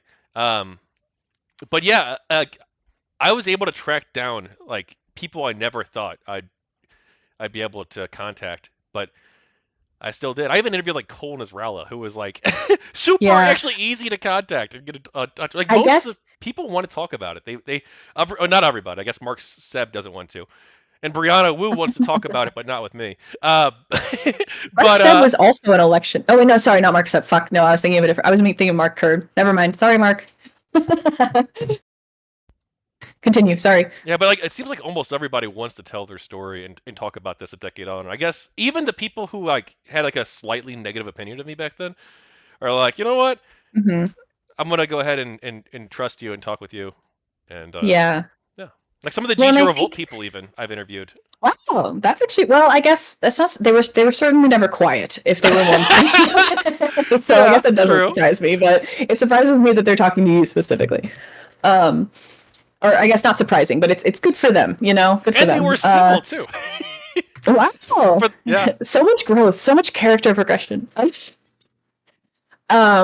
No, I guess because when I think of like a meetup, I think maybe just from my own experiences, I think of the people that I would never ever be able to even tell you their handle or what they look like or what they talk like. I think of all of the people that like never really had any Twitter followers or whatever, like never wanted to be a figure or make a name for themselves that would just like come to these things because they were involved in like the broader community. Those are the people that I think of when I'm like, I don't know how I would reach them anymore. You know, like just the quote unquote like faceless masses, the anonymous, you know, types where it's like we intentionally do not want to be found, but we'll come to a meetup if you don't take pictures of us. Like I had quite a few of those that would show up at meetups, Yeah, no, that's and true. we'd be very explicit about it. Yeah, so those are the people I think would be harder to get in touch with. Yeah, that's true. Though I guess I mean I've already interviewed a bunch of the people who organized the meetups. I interviewed the person who organized GT and TX, Alan Harris.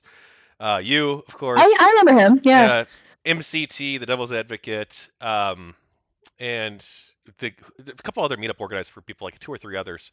So I wonder if the meetup organizers themselves, if they still have like a roster of their people, and yeah, they I would could probably be like, able to or dig up still like a keep in mailing touch. list. Yeah, they might, But and then maybe they again, could hunt those people down if they live in the same area yeah, still and stuff, you know? yeah. Well, and a lot of those emails too, I'm sure were throwaway emails that people were only checking for the sake of, you know, going to the meetup. But I mean, I think those are the people that wouldn't want to be contacted again anyways, so.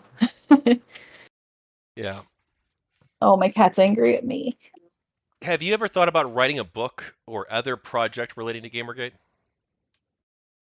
No, I think that my time with covering that is sort of done. I think I would have to dig back into a lot of things that I've since forgotten about in order to really do it justice. Like I'm happy that like for example, I'm happy that you reached out to me and I'm happy that I can contribute and give my perspective. Like I'm always glad to do that. But I think doing it myself, like honestly, sounds like a lot of work. And I'm not I'm not that person anymore. Like the reason that I Sir, stop yelling at me. Get out of here. I don't know if you can hear my cat, but he's very hungry and it's not even close to dinner time. Well, we're almost done. Yeah, yeah. Um but yeah, I think a big part of why I stopped like making videos, for example, I had like so many ideas and scripts like half written and things like that. Like I loved advocating and being passionate about things and like sharing information. For me, the hard part was like the grind of like really, like research I find enjoyable. Writing up scripts and stuff, less so. Coming up with ideas, less so. Actually sitting down and editing and like the process of like making something and making it all come together, like from how it looks in my brain to putting it out there into the world, became such a slog for me, like to the extent that I was like, I don't want to do this anymore. Like, if I could just, Elon Musk level Neuralink my idea for like a video or a book out into the world, I would do it in a heartbeat. But because it takes so much hard work and effort that I just don't have the patience for anymore, I don't think I would, if that makes sense. No, for sure. It's a lot of work, I can tell you. Yeah, it's a lot of work.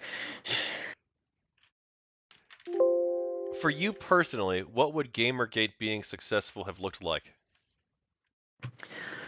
I mean, I think it was successful. I think there's a lot of definitions of success, and I think that we set out what we achieved or what we wanted to do, which was primarily, put bring games journalism into a place where it needed to have ethical standards in the way that other journalistic fields were, helping it to some extent being taken more seriously, making games as a hobby be taken more seriously. And then I think we had successes that I don't think were ever. Oops, I have an alarm going off. We also had successes that I don't think we ever really set out as an actual goal. Like, kneecapping Gawker was a very fun success for me. Getting recognized by the SPJ, like having airplay happen, super cool success. I think the one thing that we did not achieve yet was, changing the narrative about how this movement was perceived. And, maybe, optimistically, I would like to think it comes with time. Like you've said, like with people working on it and looking in retrospect, and maybe it will. I hope it does. The pessimist side of me is, kind of given up that fight already. But because I still think that like the actions that we took and the result of those actions were what I went in wanting, and I found even more. Like I found community, and I found friendship, and I found, incredible art and media, and yeah, just a real roller coaster of a time on the internet, and I'm happy for it, and I think that it was successful in many, many ways already.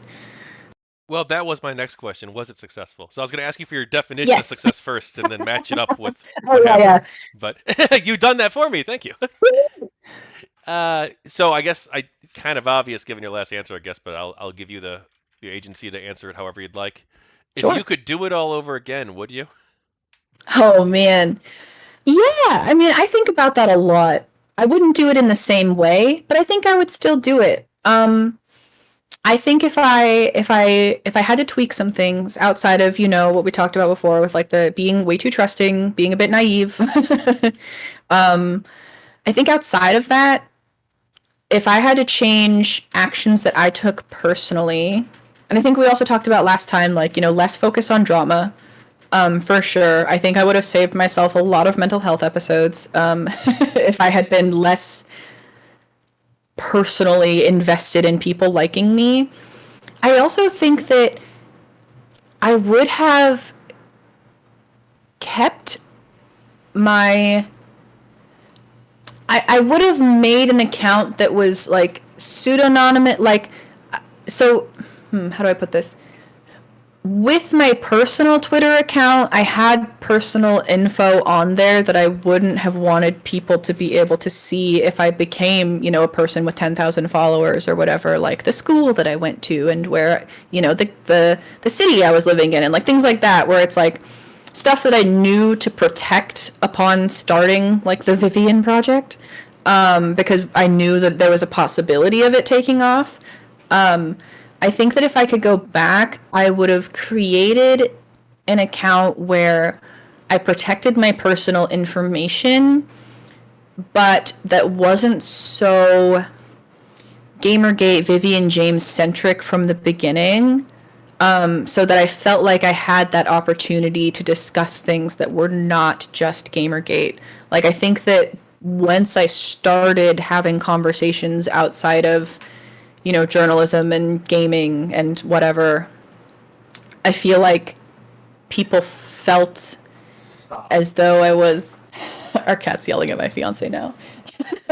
I think that people felt like I kind of had to like stay in my lane because of the way that I created that account to be like a Vivian James cosplay account originally, right? I think that I would have gone back and been like, I'm Nicole Sund, this is who I am, but also I do some Vivian James cosplay if you want to follow me for that. Like, I think I would have done it in a more not wholesome, holistic manner, where I make an account that it's like, this is mine and it's me, but also I'm going to talk about Gamergate and stuff. Now, I'm going to ask you, I guess this is a meta question, but Sure. I'm not sure how I want to do this. So what I want to do too, and I've not done this completely yet. I've only done it for you and Oron Darklord and some of Thoughtful Salt. But I want to go through all the interviews as I transcribe them. That's why I have Oron's done. Uh-huh. And sometimes I guess when I do them, but I'm not doing too many more. But I want to get all the interview questions. So these are the ones that I ask on a regular basis, and I want to run like an analysis of everybody's answers. So I'm documenting too. I'm documenting what's happening, Ooh. like why people got involved in the movement, and I put like the reasons they did. And then, but like I do. So then I'm gonna have like graphs for like the very last volume of the Yeah. book. It's gonna be like graphs and charts of like, here's what the Gamergate people that I've interviewed at least, right? Not necessarily a representative Yes. sample, though I've tried to get like a pretty representative sample, I guess, of the various camps. I've tried to do like a good job with that and getting like a huge variety of perspectives. Now I'm not sure like if that's weighted perfectly how. Especially since like the people I'm interviewing are the more public people, I guess. Like if your only support of Gamergate was that you posted on Reddit 4 times about it, like Right. I don't know, like I'm probably not interviewing you. Yeah. Yeah. It's like, but yeah, your support but is valid, but it's really hard to find and get in touch with you. Yeah. yeah. But like I think it's interesting too. So be like, okay, so here's what the Gamergate people think of airplay. Here's what the Gamergate people why they think that the media didn't cover airplay. Here's why the Gamergate people. Here's what they think of the banner of Gamergate being used to take on industry issues. And so to be like 72% of the people interviewed think this or that or that, and it's not always easy to get like an exact because people give interesting answers, verbose answers, which are Yeah. good. I like that because it's good for the book. But it's hard to pin down to like a single bullet point of like, oh, here's what they think, you know. You're facing the same issue that social science researchers have faced for a very long time. Well, that's true. Yeah, you're right. But like one of the things that I'm sort of pondering right now is the definition of Gamergate. Because I asked this question to everybody, or I think maybe like the first two I didn't because like I thought it would come up Mm-hmm. naturally. But like after a while, very short period of time in the beginning, I decided to ask everybody to define it. And like for your answer, you gave me an answer. And then later on, I asked you if you thought the artistic freedom stuff is a part of Gamergate. And you said yes. And so I went in and I Yeah. added It's your so hard name to pin under the down. artistic freedom list. But like you didn't give me that answer in the beginning. So I should take it out, right? Well, I mean, I think that, what comes to mind at first is one thing, and then, what comes to mind when I think about it more is maybe the more whole, complete answer.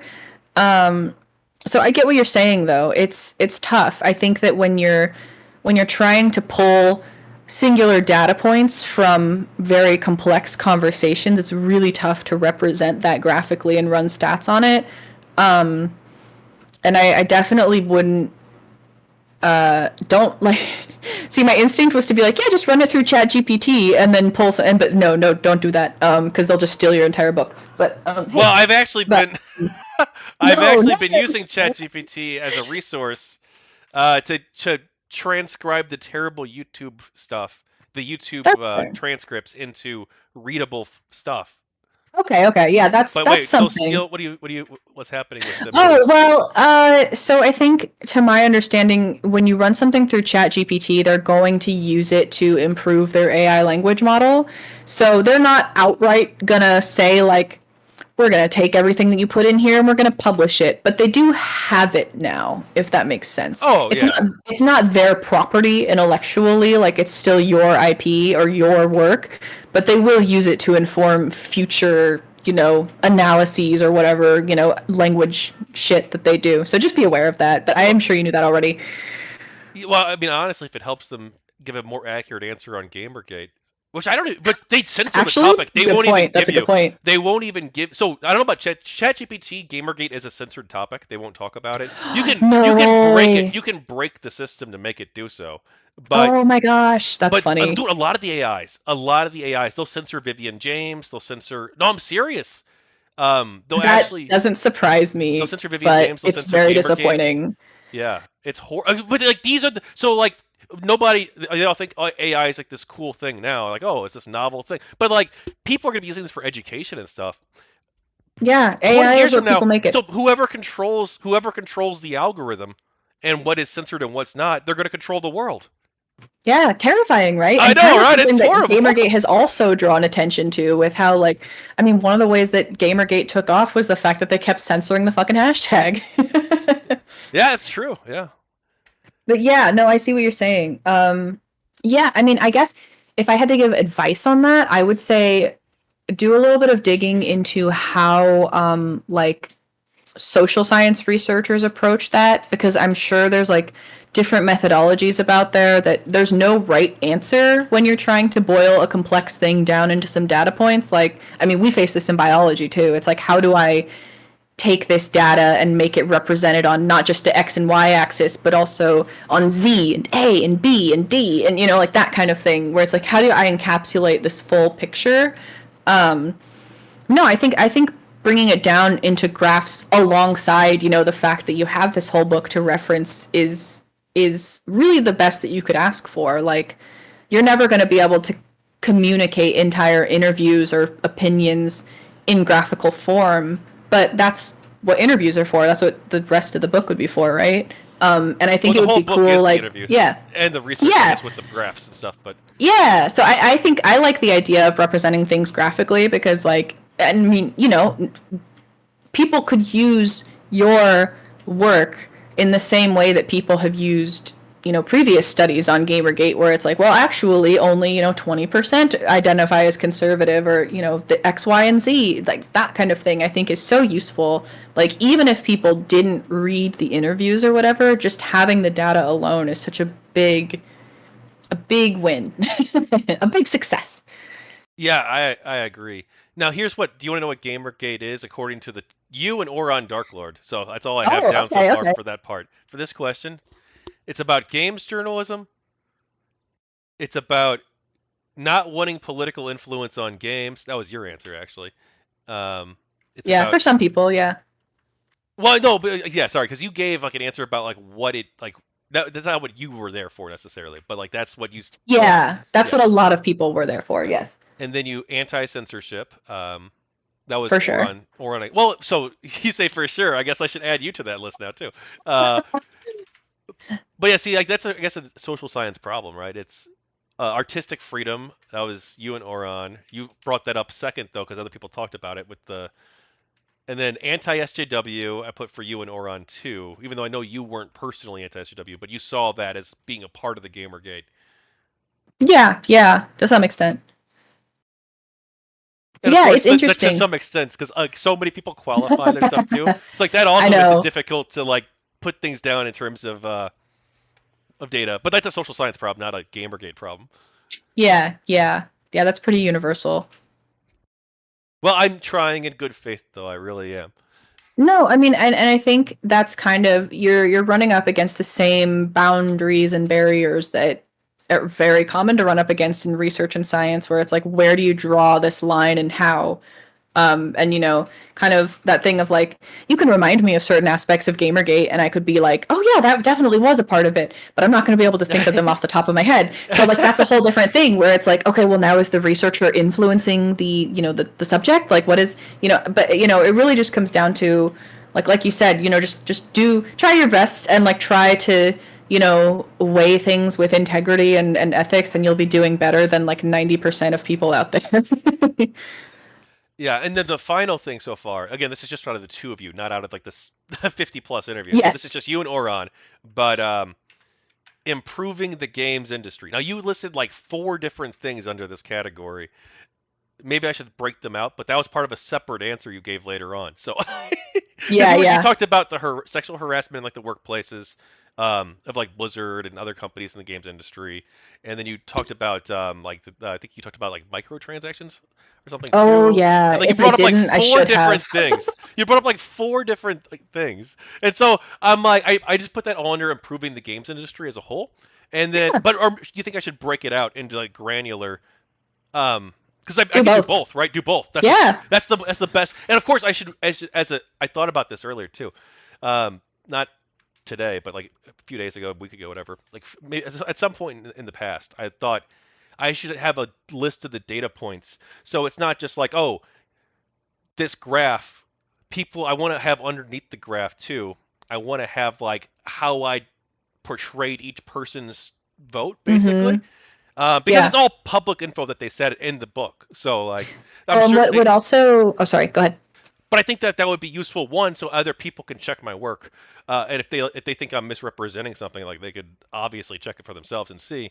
And two, I think that it also like allows people to do like cross tabs actually too, and they could find out like what like the GamerGate people who thought X also thought about Y. If they want to like now, I wouldn't personally go through like the 10,000 hours it would take to create the cross tabs, but like if other people Mm-hmm. wanted to do that using my work, talk with me and we can probably I'd be amenable to possibly discussing that.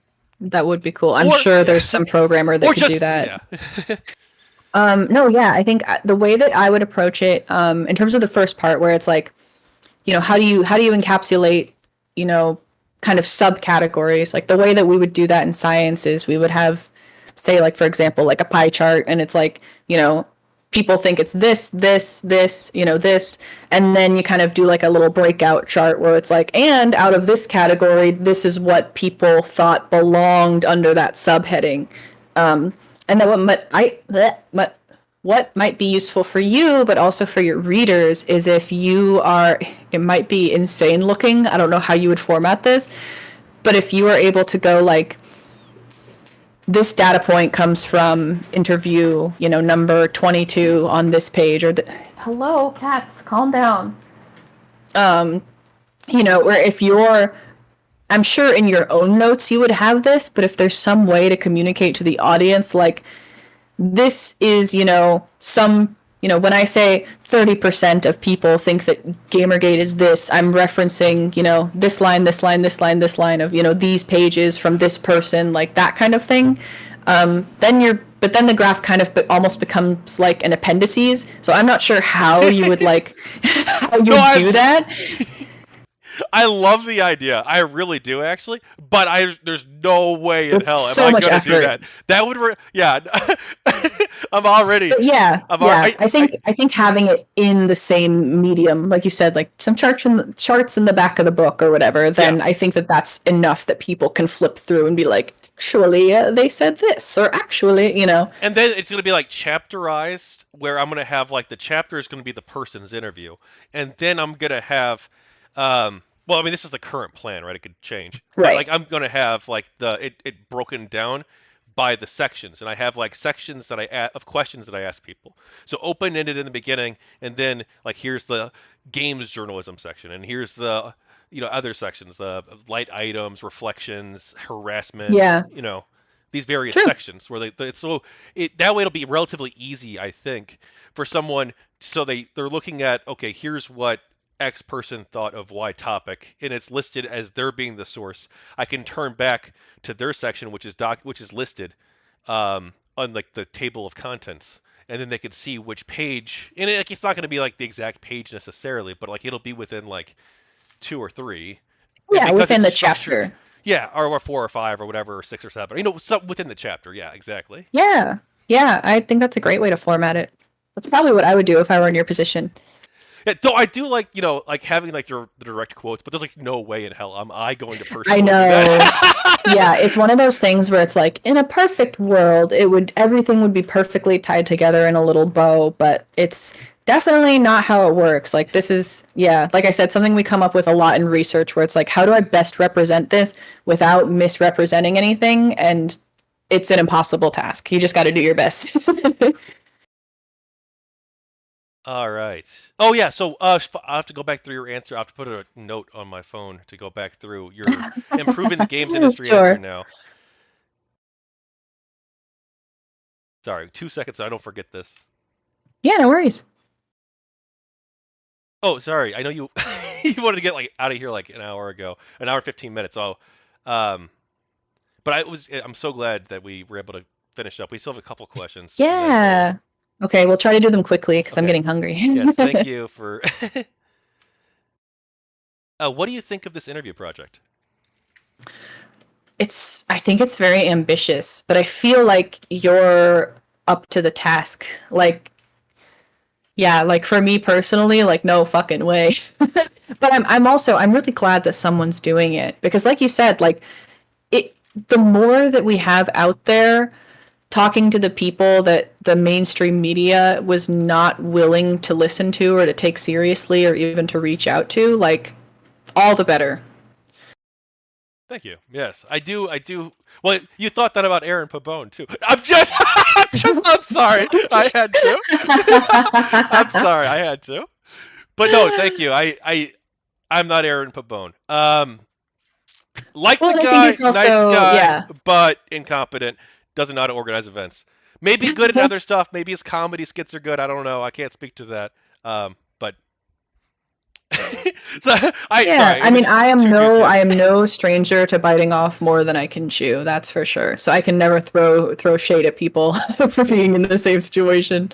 No, and I had a GamerGate project that failed actually. But we don't have to I'm talk sure I about could it. think of a few Yeah, if I thought back through my own work. Yeah. but I didn't raise money for it like Aaron did, so I think he had a moral obligation to do so to Yes. succeed. Yeah. It's different when money is involved and Yes. crowdfunding is involved. All right. Some people reading this might hold a negative view of GamerGate. Do you have anything you want to say to these people? Um, that's a good question. Let me think.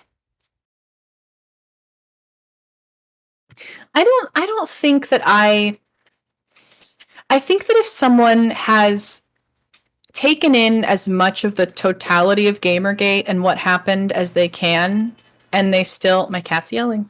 Yeah.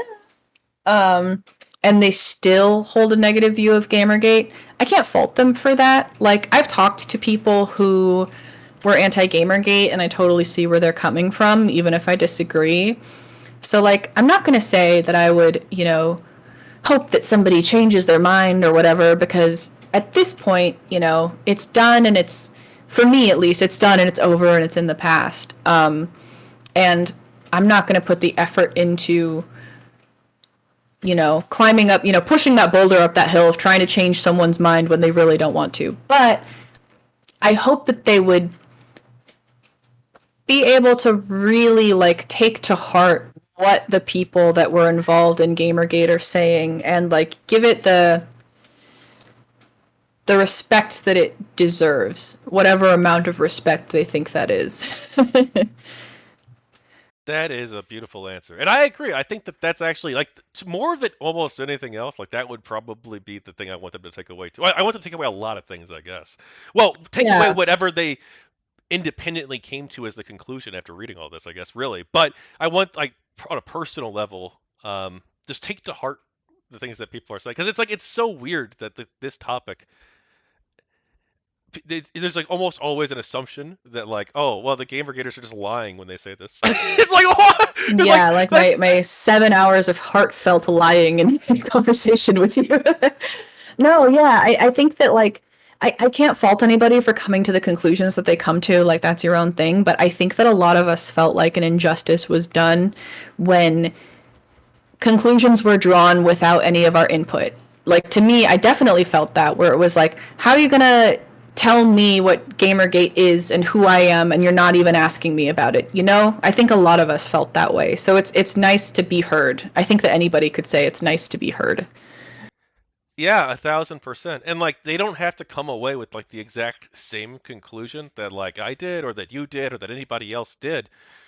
But I think that they should at least take into consideration like a variety of viewpoints. And like I also think that like the extreme conclusions that people are coming to without even talking to us, that's Yes. bullshit. Like if they're like if they look at everything that happened and they're like, you know what, I disagree with the Gamergate people on like these 17 things, and I just think that they're wrong. But like I don't think that they are a bunch of evil misogynists who hate women. Like okay, Right. let's talk about that. That's Exactly. a conversation, you know? Yeah, like I feel like the most valid criticism of Gamergate that I've heard that I still hear is like people who just think like it's a small minor issue that, you know, you can hyper focus on if you want to, but I don't really care about it. And like I think that's totally valid. Like I don't care if you don't um like I totally get that where it's like we are slash were a bunch of people that were willing to throw our lot in on something that in the grander scale of things a lot of people just could not give two fucks about, but because it mattered to us and it matters to me, like that's where I really like, you know, I understand where it's like, okay, maybe you're not passionate about this niche hobbyist like problem that I am, but it's my niche hobbyist problem and I love it.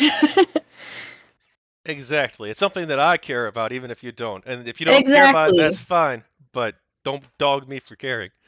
Yes, exactly. Oh, and of course, I want to disclose real quick. I actually fell for Aaron Pabone too, because I donated money. I donated money to Airplay too, also. So he got me. I actually spoke positively of Yeah. him publicly, and I didn't. I don't think I ever officially endorsed it and said go donate, but I talked about Well, I his. for sure did. I might have. I mean, honestly, if you look through my tweets, I probably did. But like Yeah, on I think that's videos, I think that's why I felt like such a responsibility to try to get people their money back was because I was like, "Oh, that's so cool. I'm going to be on this panel. People donate, we're fundraising." And then when everything happened, it was like, "Oh, fuck." I don't yeah I don't remember if I specifically did because I remember being like super careful about how I talked about it because I didn't well one because I donated so I wanted to always disclose, and then two I I there have been so many. You're a very trusting person. But I was a little bit Yes. more jaded then, I guess. And so I'm like, I don't know if this is going to happen, so I don't want to like have egg on my face. So I don't Mhm, know if I mhm. officially told people to go give them money, but I did talk positively about the project on many occasions publicly. Yeah. And I personally gave money to it. So like, yeah, I mean, uh, I obviously I'm disappointed very much so, and but yeah, Yeah, I wish it could have come together, but, you know, shit happens. yeah, shit happens. Like I'm not like I'll still talk to the guy and stuff, but I probably won't give him money ever again. Honestly, yeah, I would feel the same. Yeah. All right. All right. Anything else you want to talk about? I don't think so. I mean, yeah, the only thing that I had wanted to cover that we hadn't yet was like talking about like the art and the community and everything beautiful and lovely that came out of that that made me so like, you know, touched. And yeah, we covered that. So, I mean, if I think of anything, I'll reach out over Discord or I'll send you an email and I do still have to dig up like some pictures and some receipts and stuff like we've said. So, you'll hear from me in the next few weeks anyway. I'm just like every weekend I've had like major wedding planning stuff going on because like that we're on a timeline where it's like, and this number of months out, you should do X, Y, and Z, and it's just all bleh. But it'll get there. I'll get there. Yes. Congratulations again, Thank you. and thank you so much for agreeing to do the book interview. I appreciate it. I think that you added a really great voice to the conversation. Oh, thank you. And thank you for inviting me and thank you for like taking on this effort. Like it's monumental, but I'm looking forward to the results. Thank you. I am as well. All right. Have a good night, and I guess we'll All better right. Yeah, not a bye, huge not a stream. huge viewer count, but we'll go ahead and raid somebody, I guess.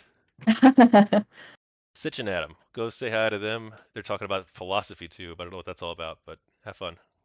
Oh, I'm familiar. I'm familiar.